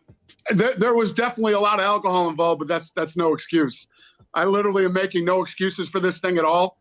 It's never happened before. It's the first time that it's ever happened, and people are going to say what they're going to say. It's just is what it is, and whatever people do say, it's deserved. I deserve it. It happened. I don't know why it happened, and my wife and I have apologized to each other. We've apologized to our kids, and this is one of those things that everybody's going to chime in. I could care less what anybody else thinks about this. Right now, what we're more concerned about are our kids and taking care of our family. In the video that we've seen, it seems like this what started and was over in less than a minute. Is that haven't seen any video beyond that? Is it fair to say that this ended? How did this situation end? That was the beginning of it and the end of it, and we're still on vacation. Everything. You're talking about somebody who is, her and I have known each other since we were 12 years old, and we've been married for almost 30 years. So, we're obviously best friends. She's my wife, and we had too much to drink, and whatever happened that night happened. But yeah, that was it, and it was done. Dana, the final thing, you say whatever happened that night happened. Do you remember it? No, I don't remember a lot. So no. Obviously, this thing, it's one of those situations. It's embarrassing for both of us, but more importantly, what we're more concerned about are our kids. We're concerned about. Listen, nobody knows you better than your kids know you. They grow up in your house with you. They see everything. They hear everything. They know everything. And everybody always asks me, questions about, well, do I care about this? Do I care about that? And my question is always the same. My legacy and all this other stuff with work doesn't mean anything to me. It's all about your family, It's about your wife and kids, and in this situation too. Like I'm saying, everybody's going to have an opinion. We're just worried about our family and focused on our kids right now. But me and my wife are cool. We're good. I wonder if people gonna say, "Girl, you need to leave him. You need to leave him. This is a sign. This is the warning signs. It only gets worse from here." Because Dana White is 53. You don't just start slapping up your wife at 53 years old like that. Like I'm with Puda on this. That's you either that type of guy or you're not that type of guy. That shit got to be in you to just go off like that. Because it wasn't just one slap. It was a couple of hits. It was the wrist grabbing. It was a lot, and to do it all out the home, out the country, out of town, in the crowded club. That's the first time you're gonna go off. Shit, I don't know. So he said everybody can have an opinion on it, and they probably right. My opinion is I'm with the chat on this. On the people like my man Secrets of Car Business said, I don't believe that's the first time, bro, and I'm disappointed at TMZ that they didn't ask. So what are you guys gonna do to make sure this doesn't happen? Because obviously you're in Cabo, but shit, when you got Dana White money and resources, you can do counseling damn near anytime, anywhere. What are you gonna do? Are you guys gonna not drink any alcohol no more? Are you gonna limit your alcohol consumption while you're on vacation? Do you plan to get in counseling when you get back? What are you guys gonna do to make sure this doesn't happen again? Like I don't know, but it was just like, yeah, we was drunk. It happened. Whatever happened, it happened. It's over. We've been together forever. It is what it is. He was very dismissive of the incident and was just like, let me just get this interview over with. I gotta address it. Let me just address this shit so it don't fester. And he just makes the statement, and it is what it is. He would suspend one of his guys probably for something like this, but you can't suspend yourself, I guess. What is he gonna do to make sure this doesn't happen again? This is bad. It's bad for their sport to be such a very brutal sport, such as boxing as well. When you see the guy at the top doing this, Deuce said it best. He said if this was Al Heyman, people would lose their mind. I'm just saying, but he's 53. He seemed very dismissive about this. Somebody said that interview seemed scripted. I can agree with that. That it seems like, yeah, he kind of pretty much knew what they was gonna ask. He said what he was going to say. I'm gonna just say this, y'all. Let me say this and get this shit over with. I give y'all about 5 minutes, no more than 5 minutes. But yeah, what he said, we still on vacation now. So y'all still drinking, right? And partying and turning up. So what's gonna make sure this doesn't happen again? All right, go ahead. It's open. Anybody want to react to it? 404-692-1766. 404-692-1766. Call in, voice your opinion. I got Porto over here, got HLD. We're talking about Dana White slapping his wife in Cabo, caught on camera. Go ahead. It's open. Anybody want to react? He should press charges on his wife for slapping him. He should press charges on his wife for slapping him. Come on, man. They're both wrong. It's ugly. It shouldn't have happened. You know, I mean, I really don't understand what are we trying to get at. It's wrong, and we already said it. It's wrong. They're both wrong, utterly wrong. But I'm not gonna double standard this. You guys want to do that? That's on you guys. I say they're both wrong. Anybody wanted to apply? Because before I never heard the apology video. See, so maybe you already heard it before. So you have, but it was the first time hearing it for me. I was trying to see if anybody wanted to react to the apology video. 818, talk to him. Yeah, it's a boxing scientist. So this is what I was trying to tell you guys. This literally can happen to anyone from any race, any social status. Doesn't matter whether you're rich or poor. You're gonna find yourself if you deal with enough women in your life, eventually you're gonna run into one that gets a little crazy. Okay, and you're gonna find yourself in a crazy situation, and until you've been there, you can't fucking judge people, all right? Because you could say, "Oh, I would just turn the other cheek," like Jesus. You're not Jesus. You're not better than us. Stop pointing. See, people love to point the finger and say, "Look, that's the boxing scientist. That's the bad guy." All right, it's easy, but you need motherfuckers like me so you could feel better about yourself. All right, you need motherfuckers like Tank Davis so you could say, "Look, that's the bad guy," and that's the problem with this fucking bitch-made society.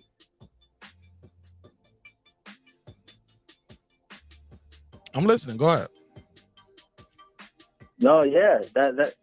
I mean, you're gonna see this all the time. It's just I'm not saying, anyone violence is wrong, okay? But sometimes you find yourself in violent situations. You don't know how you're gonna react. If you have a bitch scratching you on top of you, scratching you or slapping you, you know what I mean? Like you can't fucking sit there and say, "Oh, I would have just walked away." You don't know that until that happens to you. Okay. All right. And I don't even like Dana White. I think he's racist. I think he's many things. But we can't label him a woman beater all of a sudden because. What if I saw him on camera and hit a woman? Can I call him a woman beater if I seen him on camera beat a woman? She smacked him, and he smacked her back. What happened after he slapped her back? He slapped her again, but look, he hit her again and again. So is she a man beater then? So is she a man beater because she's a woman? Smacked him? She's a woman. She's small. She's fragile. She's a woman, bro. I don't know if you can see the screen. Look how big he is compared to her. She's a woman. She's a little woman. He's grabbing her arms. So if she's grabbing his arm, she's trying to get away. She's like, she hits him. She's wrong for hitting him. He's wrong for grabbing her in the first place, but she's wrong for hitting him. And then he hits her. Then he hits her again. Okay. Then he hits her again. Come on, bro. He's Yeah. not in no, she's not, he's Okay, not, she's yeah. not no threat to him right there, bro. Even with that slap, that shit won't no threat. Cause I'm gonna tell you what, I got a big homie for real, who'll slap the shit out of Dana White, and Dana White won't hit him back. Guarantee How it. do you I guarantee it, cause I know this nigga. He's a killer for real, for real. He won't do shit. I know somebody who. I mean, shit, John Jones will probably slap the shit out of Dana White, and he won't do shit back to him, cause he know what's coming back. Let's not act like people just fight back every time somebody hit them. Get the fuck out of here. Go ahead, man. Finish your call though. Yeah, tripping. but okay, you brought up John You Jones. tripping, That's bro. another guy who. I'm just saying, That's bro. another guy who. I ain't trying to bring up John Jones to get on John Jones. Just finish your call, cause we're going somewhere else, big dog. I ain't rocking with this shit, bro. I ain't with that beating on women shit, bro. I don't care if she slapped her. I don't care if she spit in his face right here. He ain't have to throw that combo at her. You ain't got to do all that shit. Okay, I'll admit he was a bit excessive, but okay, like he has no history of this, and like I said, I don't even like Dana White. I think he's racist. I think he's many things, but to label him a woman beater over one incident, bro, like that's just being judgmental. All right, I appreciate you, man. I'm gonna say this before I let you go. You kill somebody one time, guess what? You're a murderer, dog. That's all I gotta say. Sometimes all it takes is one time for you to be that label on you, and it's on you forever. And in his situation, it's caught on camera. So it is what it is, bro. Like I said, I ain't with that sucker shit, bro. I've been drunk. I've been mad as fuck at a lady. I had ladies say all kind of shit to me, do all kind of fucked up shit. I've been in situations where some people probably could have killed the lady, bro. Nah, bro. That's just me, though. But thanks for calling in, Boxing Scientist. Appreciate you. All right. Yeah, shout out to the Boxing Scientist. I ain't rocking with that shit. He sounded dismissive as hell on that apology. Oh, yeah, what happened. You know, look, we've known each other since we were 12. We've been married 30 years. You know, I mean, things that, bro, we was drunk. It was a lot of liquor, dog. I mean, wow. I was blowed, bro. Like, yo, man, get the fuck out of here, man. Dana White is a piece of shit, bro. Mark, question. Any man that's been in that situation that say he gets slapped by the wife, by a chick, by anybody, any random woman, but he doesn't do nothing. What do you think certain people will call him a bitch? You know, certain people is like, don't let that woman hit you like that. You know, what do you think? Some people would, but that doesn't mean they right. No, I understand. I get that. Like I'm just I don't know why I asked it, but I'm just contemplating. I wonder because, like I said, I've been in those two incidents and they were public. I wonder if any of like the bystanders there or any of my homies thought I was a bitch for not doing nothing back. I don't really care. I just wonder. Yeah. I don't know. I just know this. I'm with the chat on this one, man. Nah, a man beater. I heard of a man eater. You know what I'm saying? We don't. You know what I'm saying? Yeah, because she's a dummy too. Because there's chicks around there like that they know that a man can't do nothing, so they'll try to get physical with a dude because he can't do nothing back. And I don't condone that either. But they're both idiots, bro. But I mean, the bigger idiot I have to say is Dana White. Nah, bro, I'm too player for that. I ain't got to beat on the lady, dog, to get my point across. Yeah, me neither, man. I bring too much, you know what I'm saying? Love, too much to the table, man, I just can't see it. I ain't with it. I ain't with that shit. And it's a lack of respect too, Mark. Like they obviously don't respect each other, bro. Because like somebody respect you ain't gonna strike them. Bro, they doing this shit out in public. Yo, you don't get into your first fighting and screaming match out in public for the very first time. Fuck out of here. Yeah, man. Tact, right? First time for everything, called tact. Yeah, simple. Just leave, bro. Just leave. She putting your hands. Yeah, that's what I'm talking about. I'm with Punch on that. I'm with you on that, bro. You putting your hands on me, it's over. That's it. You know what's very dismissive is what caused this. Because if you're looking at this video, I'm looking at it as your audio. Fix your audio. Can you hear me? It sounds like you like it on speakerphone in the bathroom. Yeah, man, because this damn thing kills batteries, bro. So I'm on speaker right now. Oh, okay. Can you hear me though? Yeah, we can hear you. We'll work with the car. I'm looking at the video, and obviously, yeah, he was very dismissive as to what caused this. And I'm watching the video, and right before it all starts, she already had her hand over her right side, like something happened before all of this. And that guy that's in the background, I don't know what the fuck he's there all about. But obviously there's a lot more to this than what we see on the video, and so maybe that's why he's very dismissive as to I don't remember what happened, whatever the fuck it is, but I'm looking at the video, man, and over it starts off with her her hands covering her face, then she turns around, then she smacks him, then he smacks her back. That double slap that was very excessive. There was no need even for that at all. See the uppercut? The right uppercut? I see no uppercut, Mark. Look for the right uppercut right there at the end of it. No. Oh yeah, I showed it, bro. I don't know if you can see. No, he grabbed her left arm. I'm gonna show you. I can show you. But it starts off with her hands covering her face, facing us. Then she turns around like what the fuck happened? So who knows what type of freaky shit was going on? And what's that guy in the background right there in the middle between them all about? Who knows what this is all about? You know what I mean? Whatever. Maybe she had that one coming, right? No, I'm just saying that maybe there was more physical contact before all of this. And that makes she looked like she was already crying. Let me see if I can slow this down. But yeah, it's the hit back. Let me share the screen real quick. But yeah, HLD, it's like a little short right uppercut, or that right hand. You can see that right hand goes in under, like for a strike, bro. But look, so let me rewind a little bit. So you have her initial hit, his hit. Now he's still holding her with his left hand. Now watch this. He hits again, but I think he hit her hand though. He didn't hit her in the face, but he hit her again. Now he's trying to get arm control. Doesn't get arm control. Now right here, you're gonna see his right hand come under, like with a strike. Right there. Boom. You just saw it. And that changed the game right there. You want to make sure she didn't do it again. That changed the game right there. Yeah, man. Truly unfortunate.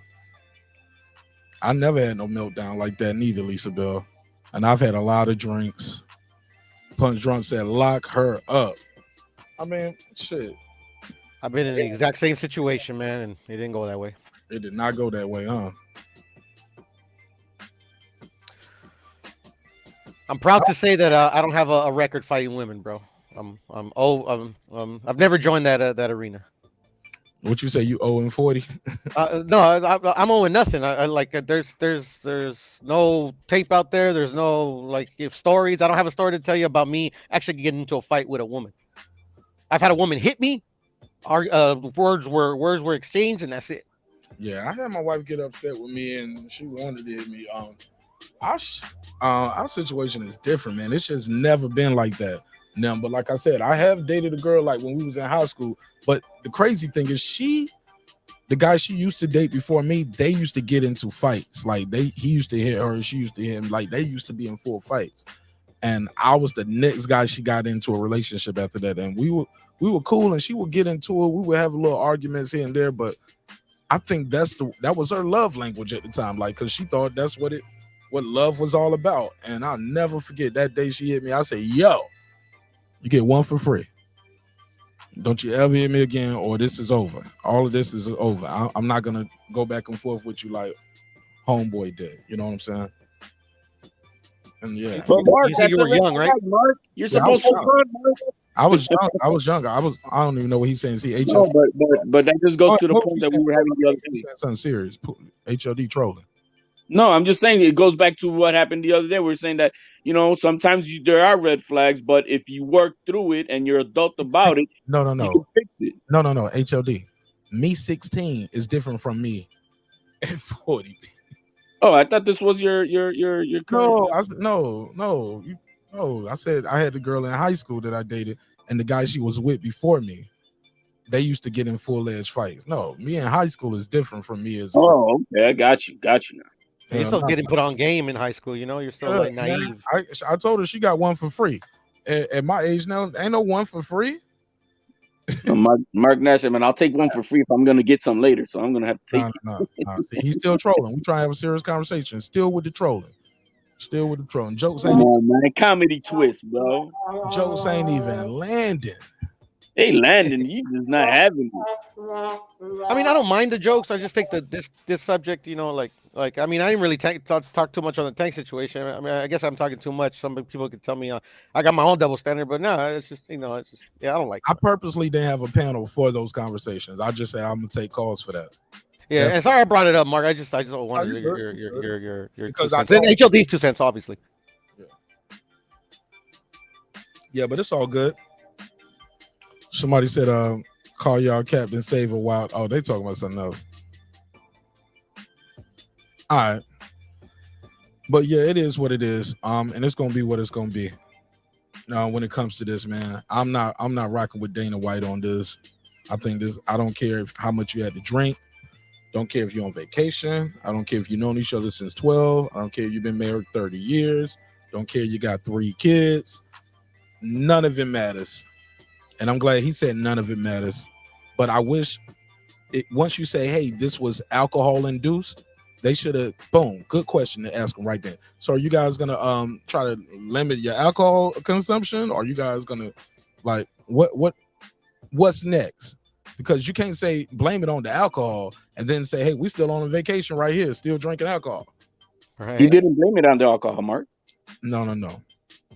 I didn't say he did. I'm speaking in general because they brought up, yeah, I heard it was a lot of alcohol. He's like, yeah, it was a lot of alcohol, but no excuse. But whatever caused this, what's going to stop it from happening again? Because you said this is the first time it ever happened, and it happened out of town, across town, in another country, at a strip club or something. That's why I say, Mark, that camera came out after something happened. That's why her face was already covered before she turned around and she smacked them, right? So something was already going. There was a commotion of some sort before that. Don't put no links in my chat, big dog. Let me delete that. I'm sorry. Go ahead, delete it. I'm sorry, Mark. I didn't know that you don't like the links. My bad. Nah, no links in my chat ever. My fault, homie. My fault. Yeah. Put them in a private chat, and I can put it on the screen. But no, I was just trying to help out Lisa Bales, but it's all good. It's all good. My bad. Sorry about that. My bad. Yeah. No, all good, Mark. It's your channel, man. I got you. All right, cool. What was I about to say? What was you saying, HOD? That camera came out after a commotion already had happened. That's why her hands were covering her face, facing us before she turned around, and that's when the smacking started. What commotion? So something happened. What commotion? We don't know that because that's when the camera came out before that. You know what I mean? That's why those people. Why do you assume it's a commotion? Maybe her hand was over her face because she had a headache. Come on, Mark. Stop. No, I mean, what you mean? Come on, Mark. I've seen people in the club like that ready to go. My head hurt. Like, why do you assume it was a commotion? There was a commotion before that because you could see her distress in her face. That's why. But you just made that up. You can't even tell us what commotion it is. Commotion. But we can't. Do you know why they did? He didn't even explain it. I'm just saying that from what I can see. You didn't see no commotion. You just see her hands over her face, which could mean that's normal. Yeah, that's normal. I'm hungry. I'm ready to go. Oh, you assume. I mean, if you can assume. Hey, we didn't see it. She just assumed she ready to go. Oh, we didn't see her kick him in the balls because we can't see her the legs, right? So we don't know that. Come on, man. I don't even know that means. That's because I'm just saying that I'm pointing out that something had happened before that because you can see very apparent she was already in distress before she turned around. I think what HOD is trying to say that was only half the ass kicking he was giving her. Right, there could have been more than that. That's what I'm saying. We don't know, but she already looked like in distress. Okay, I mean maybe. No, I mean makes a good point. I'm watching the video over and over and repeat. It's like, yeah, she was in distress before that. For whatever reason it was. That's why somebody pulled out the camera for a reason at that moment. Why don't we have the before that? It's only there. You see something happen, you pop out your camera, right? That's the moment. So something happened. Yeah, man. I mean, shit, man. It's an unfortunate situation, man. All I gotta say, better him than me, man. But I mean, it's a good talking point. I mean, it's a good discussion to have. Everybody gets their point across and stuff. Mm. Okay. Well, I guess that's it then. It is what it is, and it'll be what it's gonna be. We can table it there. We'll see what comes from this. Cool. I don't think too much more is gonna come from it though. I think that's pretty much the gist of it right there. Yeah, probably. Hopefully everything works out for him. They're on vacation still, so apparently. Shit. Yeah. Pretty much right about that. Right about that. All right. Y'all got anything else? Shit, I'm pretty good with this. Good, Yeah, I'm good. no, I'm good too, Mark. So what happened with the with your thing about does everybody got a price and shit? No, there was no topic about that. It was. Maybe you missed it though. I kind of already went through it. I think you already said yours too earlier. You said yours already. You said Deontay Wilder $2 million, right? I just real quick. I think everybody's got a price, but it all then depends on what the circumstance is, right? But does everybody got a price for something specifically? I guess they everybody does. But then everybody has also got their own. I mean, well, most people may have their limits as to what it's for. But if you were to say, yeah, do you got a price? Yeah, I mean, I got injured and you want to pay me off, not to whatever, sue you, whatever, and it sounds like a good settlement, whatever. I guess you could get bite off, right, or something to that effect. But I'm gonna pay you to go kill somebody. No, I'm not gonna. You're not gonna. A lot of people ain't gonna take that shit. So I'm just saying.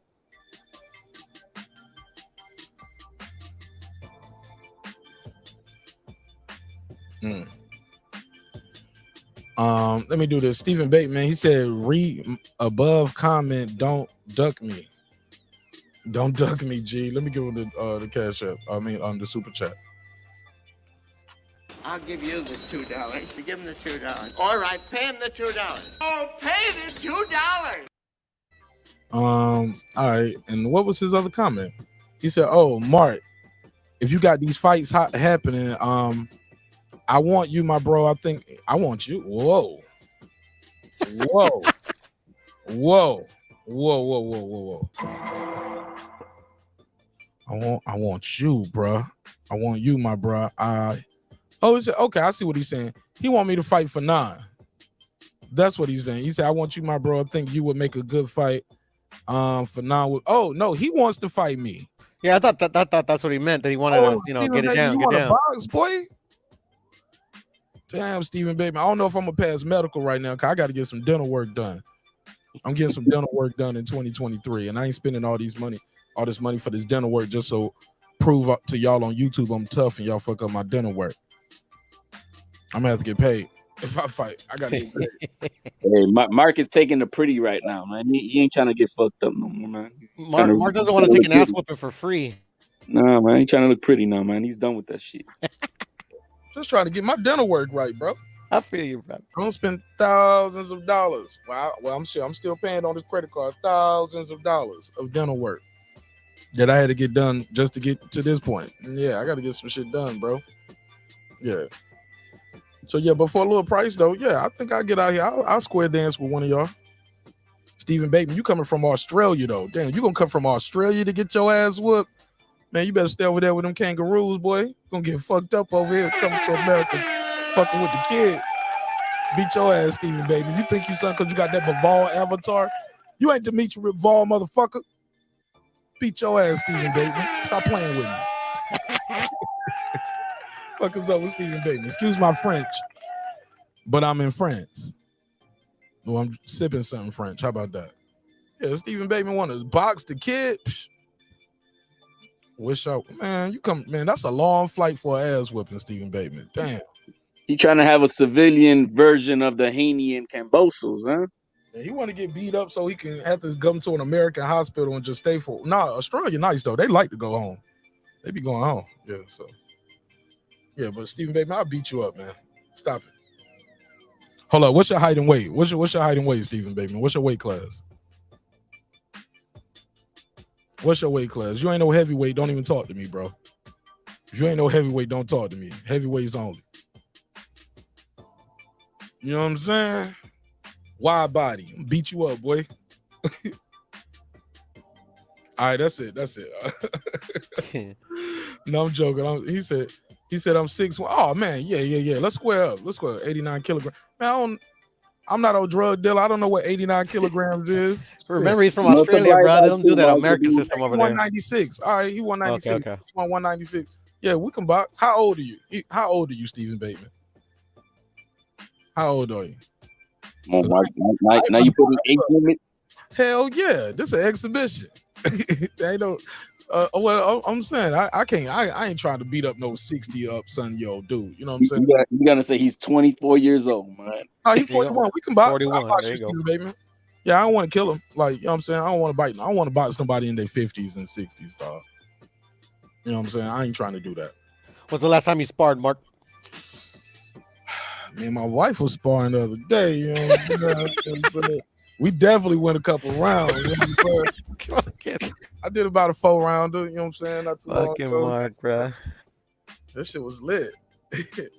You heard? But now he's the woman beater, man. You see that? Oh yeah, it was some beating going down there. It was Pardon my nastiness. The only thing I beat is my meat, man. Shit. All right, man. Show over.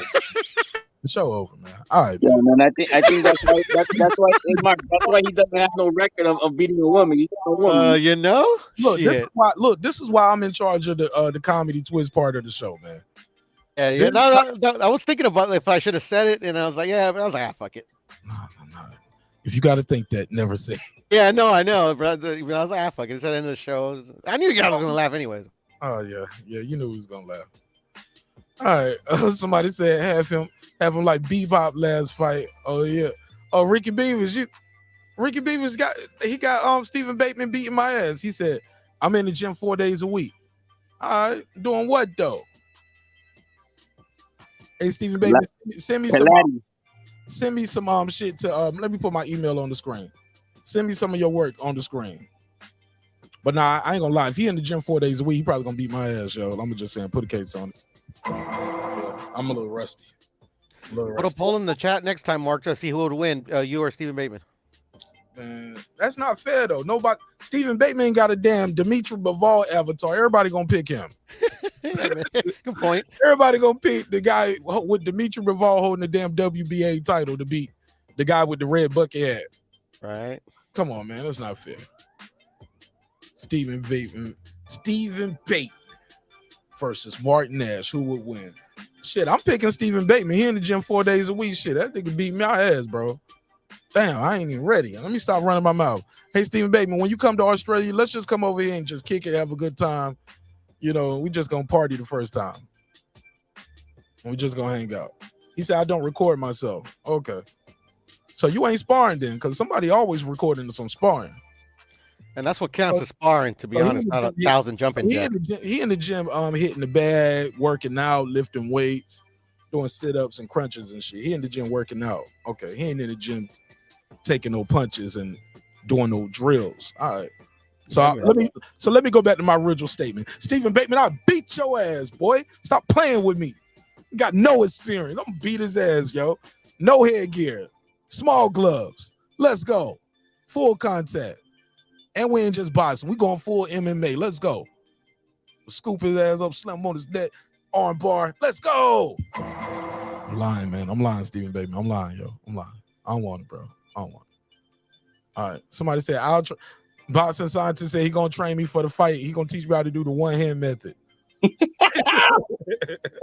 isn't that what Puro just says he does? He does the one-hand method with himself. Oh man. So what now? I think that's what Puro said he does. He does the one-hand method. No masturbation jokes up here. It ain't even no ladies. Yeah, mine was the last one, bro. Bro, it ain't no ladies up here. Y'all, the ladies are all in the chat tonight. I know, bro, right? Oh, yo, please. We're baiting them to get on the panel, you know. Jeez, okay. Yo, no, that never works. It's like, get on the panel so you can hear guys talk about jerking off. Yeah, right. No, they'll feel sorry and they're like, oh man, poor guy, man, we gotta help him out. Never heard of it. All right, this is what happens at the end of the show when there ain't nothing else to talk about. Yeah, pretty much. End this show, man. Anybody got anything else before I let y'all go? Nah, man, I'm good, man. Peace to the chat, peace to Mark, subscribe, hit the like. I'm out. All right, appreciate it, bro. Go ahead, HOD. Final thoughts on anything? Nah, man, just keep your hands to yourself. Don't be fucking around, because you'll find out what happens after that. You see? So everybody should keep their hands to themselves, limit your drinking, understand your awareness of where you're at, what you're doing, how you're feeling. If you feel you're gonna be out of whack, walk the fuck away. Walk the fuck away. Besides that, Mark, man, we out, man. Yeah, HOD is okay with it though. If you've known her since 12, you're 30 years into a marriage, you got 3 kids, you've been drinking, you out of town. If she hit you first, all of that, you left that out. I just think they're gonna work it out. I mean, it is what it is. It's ugly. It's nothing that you want out on. It's not something that you wanted to happen. Especially you got kids and all that shit. But hopefully they really do work out whatever the fuck it is. I think there's a lot more to it than what we know. From the way I'm looking at this video and the way he was dismissive, and I don't recall what we were arguing about, but I do know I smacked her. Get the fuck out of here.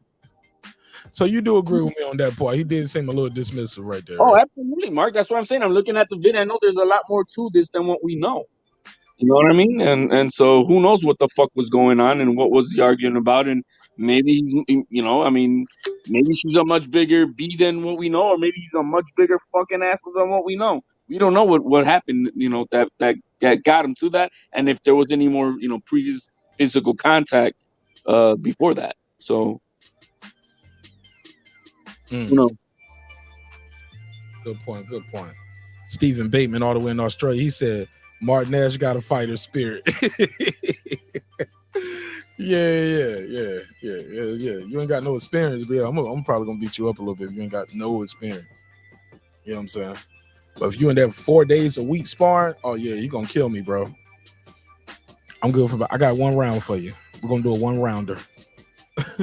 Gervonta Tank Davis. I took a survey tonight, ask you guys your predictions, and here we go. 72% of you guys said Tank Davis by knockout. 14% got Davis by decision, and about 13% of you guys are giving Garcia a chance at winning this thing. You think he got a closer chance than any of this? HOD, I'll let you go.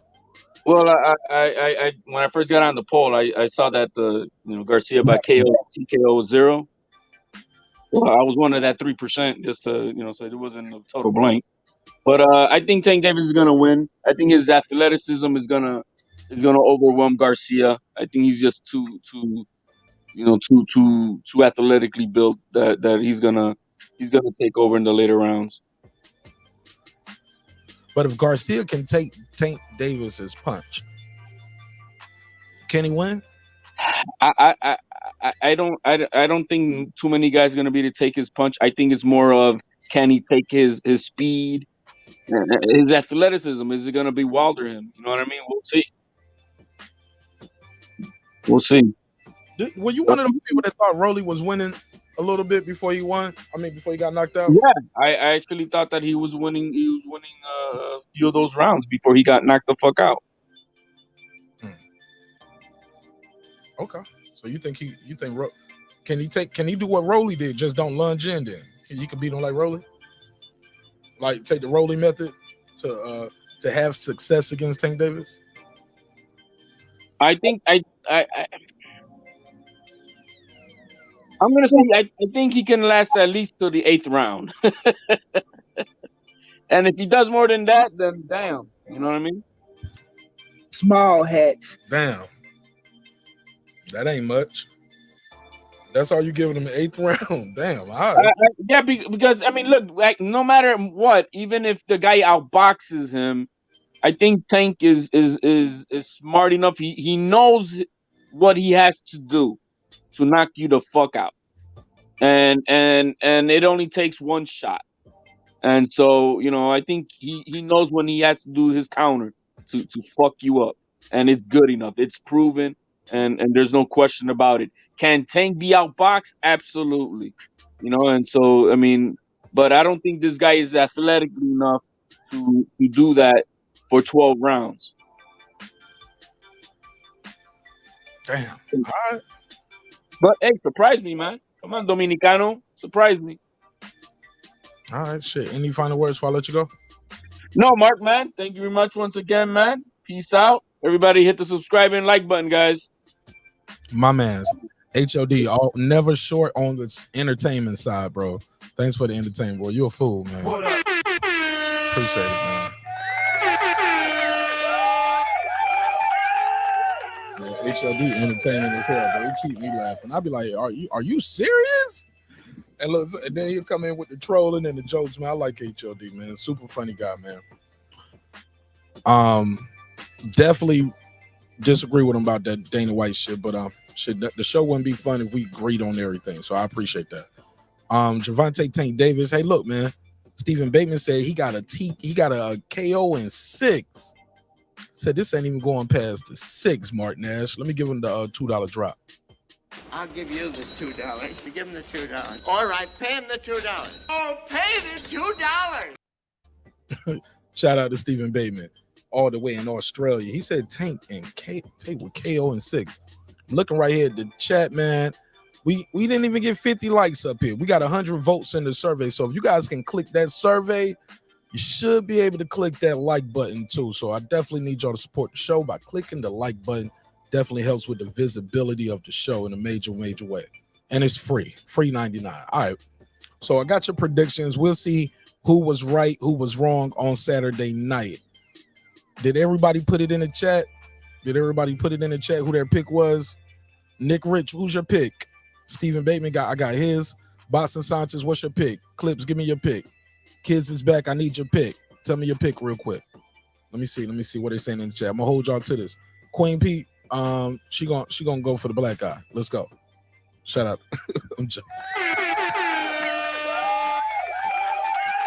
I'm going for the guy who got the most wins and the most knockouts. Shit, it ain't gotta be black. It's the most wins, most knockouts. Ricky Beavers, who you got? Let me see. Anybody? Let me see what they're saying. Davis or Garcia? Davis or Garcia? That's what I'm looking to see right here. Let me get your final picks. Davis or Garcia? Lisa Bell's got Davis. There we go. It's a little delay. All right. HLD. Oh, he said HLD got on the poll. Yeah, he did say when I first got on the poll. Tell her what you really mean.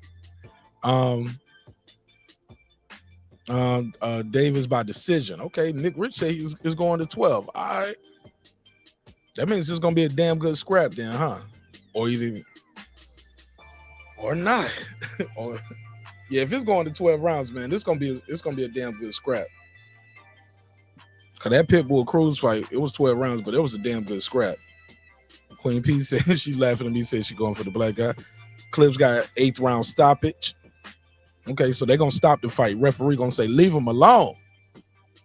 Davis by Boston Scientists. I got your pick. All right. If I didn't get your pick, leave me a comment. Let me know what you guys think who's gonna win this damn fight. It's going down Saturday. They are gonna do a weigh-in on Friday, so we'll talk about that. We'll probably talk about the weigh-in. Might see what they looking like. Do they both make weight? So definitely talk about the weigh-in, and you can do your final prediction on Friday. Because me personally, I like to wait to the weigh-in and see how these guys look on the scale. Like, I don't know. Do they look drained? Do like suck, eyes sucked into their head like a skeleton? And even then, that doesn't mean they're gonna lose. So Stephen Bateman said, I reckon maybe even the 5th won't take them that long. He said, damn, I ain't mad at you. I'm right there with you though. That's very possible. 5th or 6th. That's just if he can take that shit. If he can't take that shit, it might be over quicker than that. You know what I'm saying? And people gonna be mad, but look, the guy's coming up to 135. This ain't his division. All right. He said if Tank doesn't get Hector's respect by or before round 4, I got Garcia for the upset. Clip said I'll change my pick mid-fight. I ain't mad at you. He said if Tank don't get his respect by round 4, he's like, you know what? It's gonna be an upset. All right. Cool. Right. Well, shit, let me wrap this up. Let me do this neighbors only roll call. I'll see y'all on the next one. Hey, look, man, always remember, man, respect is free. Disrespect can cost you everything. It can cost you your family. It can cost you your freedom. It can cost you your life. It cost you your finances, your life, man, everything. Like, yeah. So show love, give love, and everything is going to be lovely. Let me do this neighbors only roll call. If you made it through 3 hours of this shit, man, you the MVP, yo. Let's do it. Let's do it. Let's close this thing out proper. Whoa. Okay, my bad. I thought I saw something. All right, so let's close this thing out right and give everybody a members only shout out. All right. What up?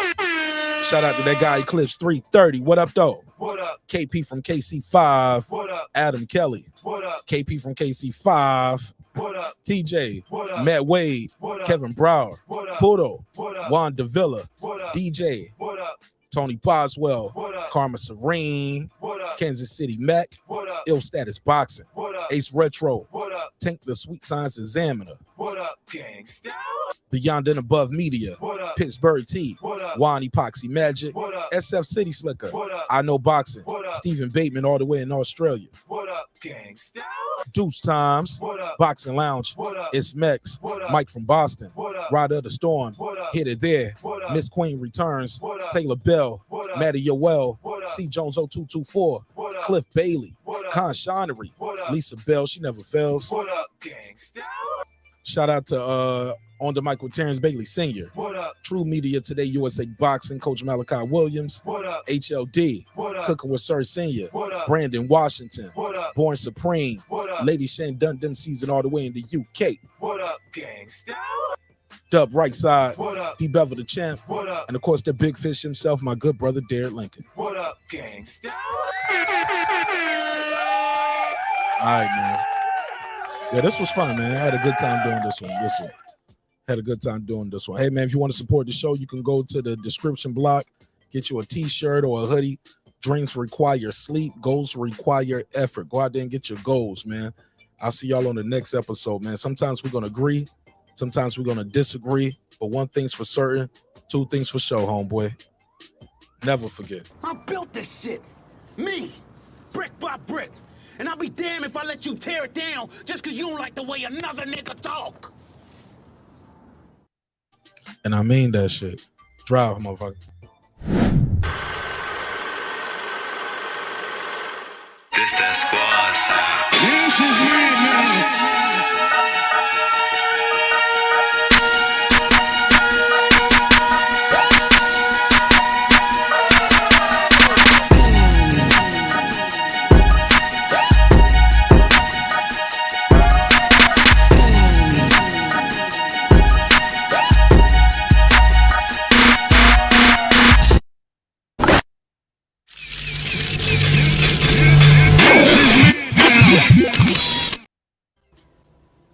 Subscribe. I don't care how many subscribers he has. Support him. So he made all this possible. He made this possible. Nah, Dr. Mark, God made it possible, and so did viewers like you. Hope y'all enjoyed this episode. I'll see y'all on the next one. Peace.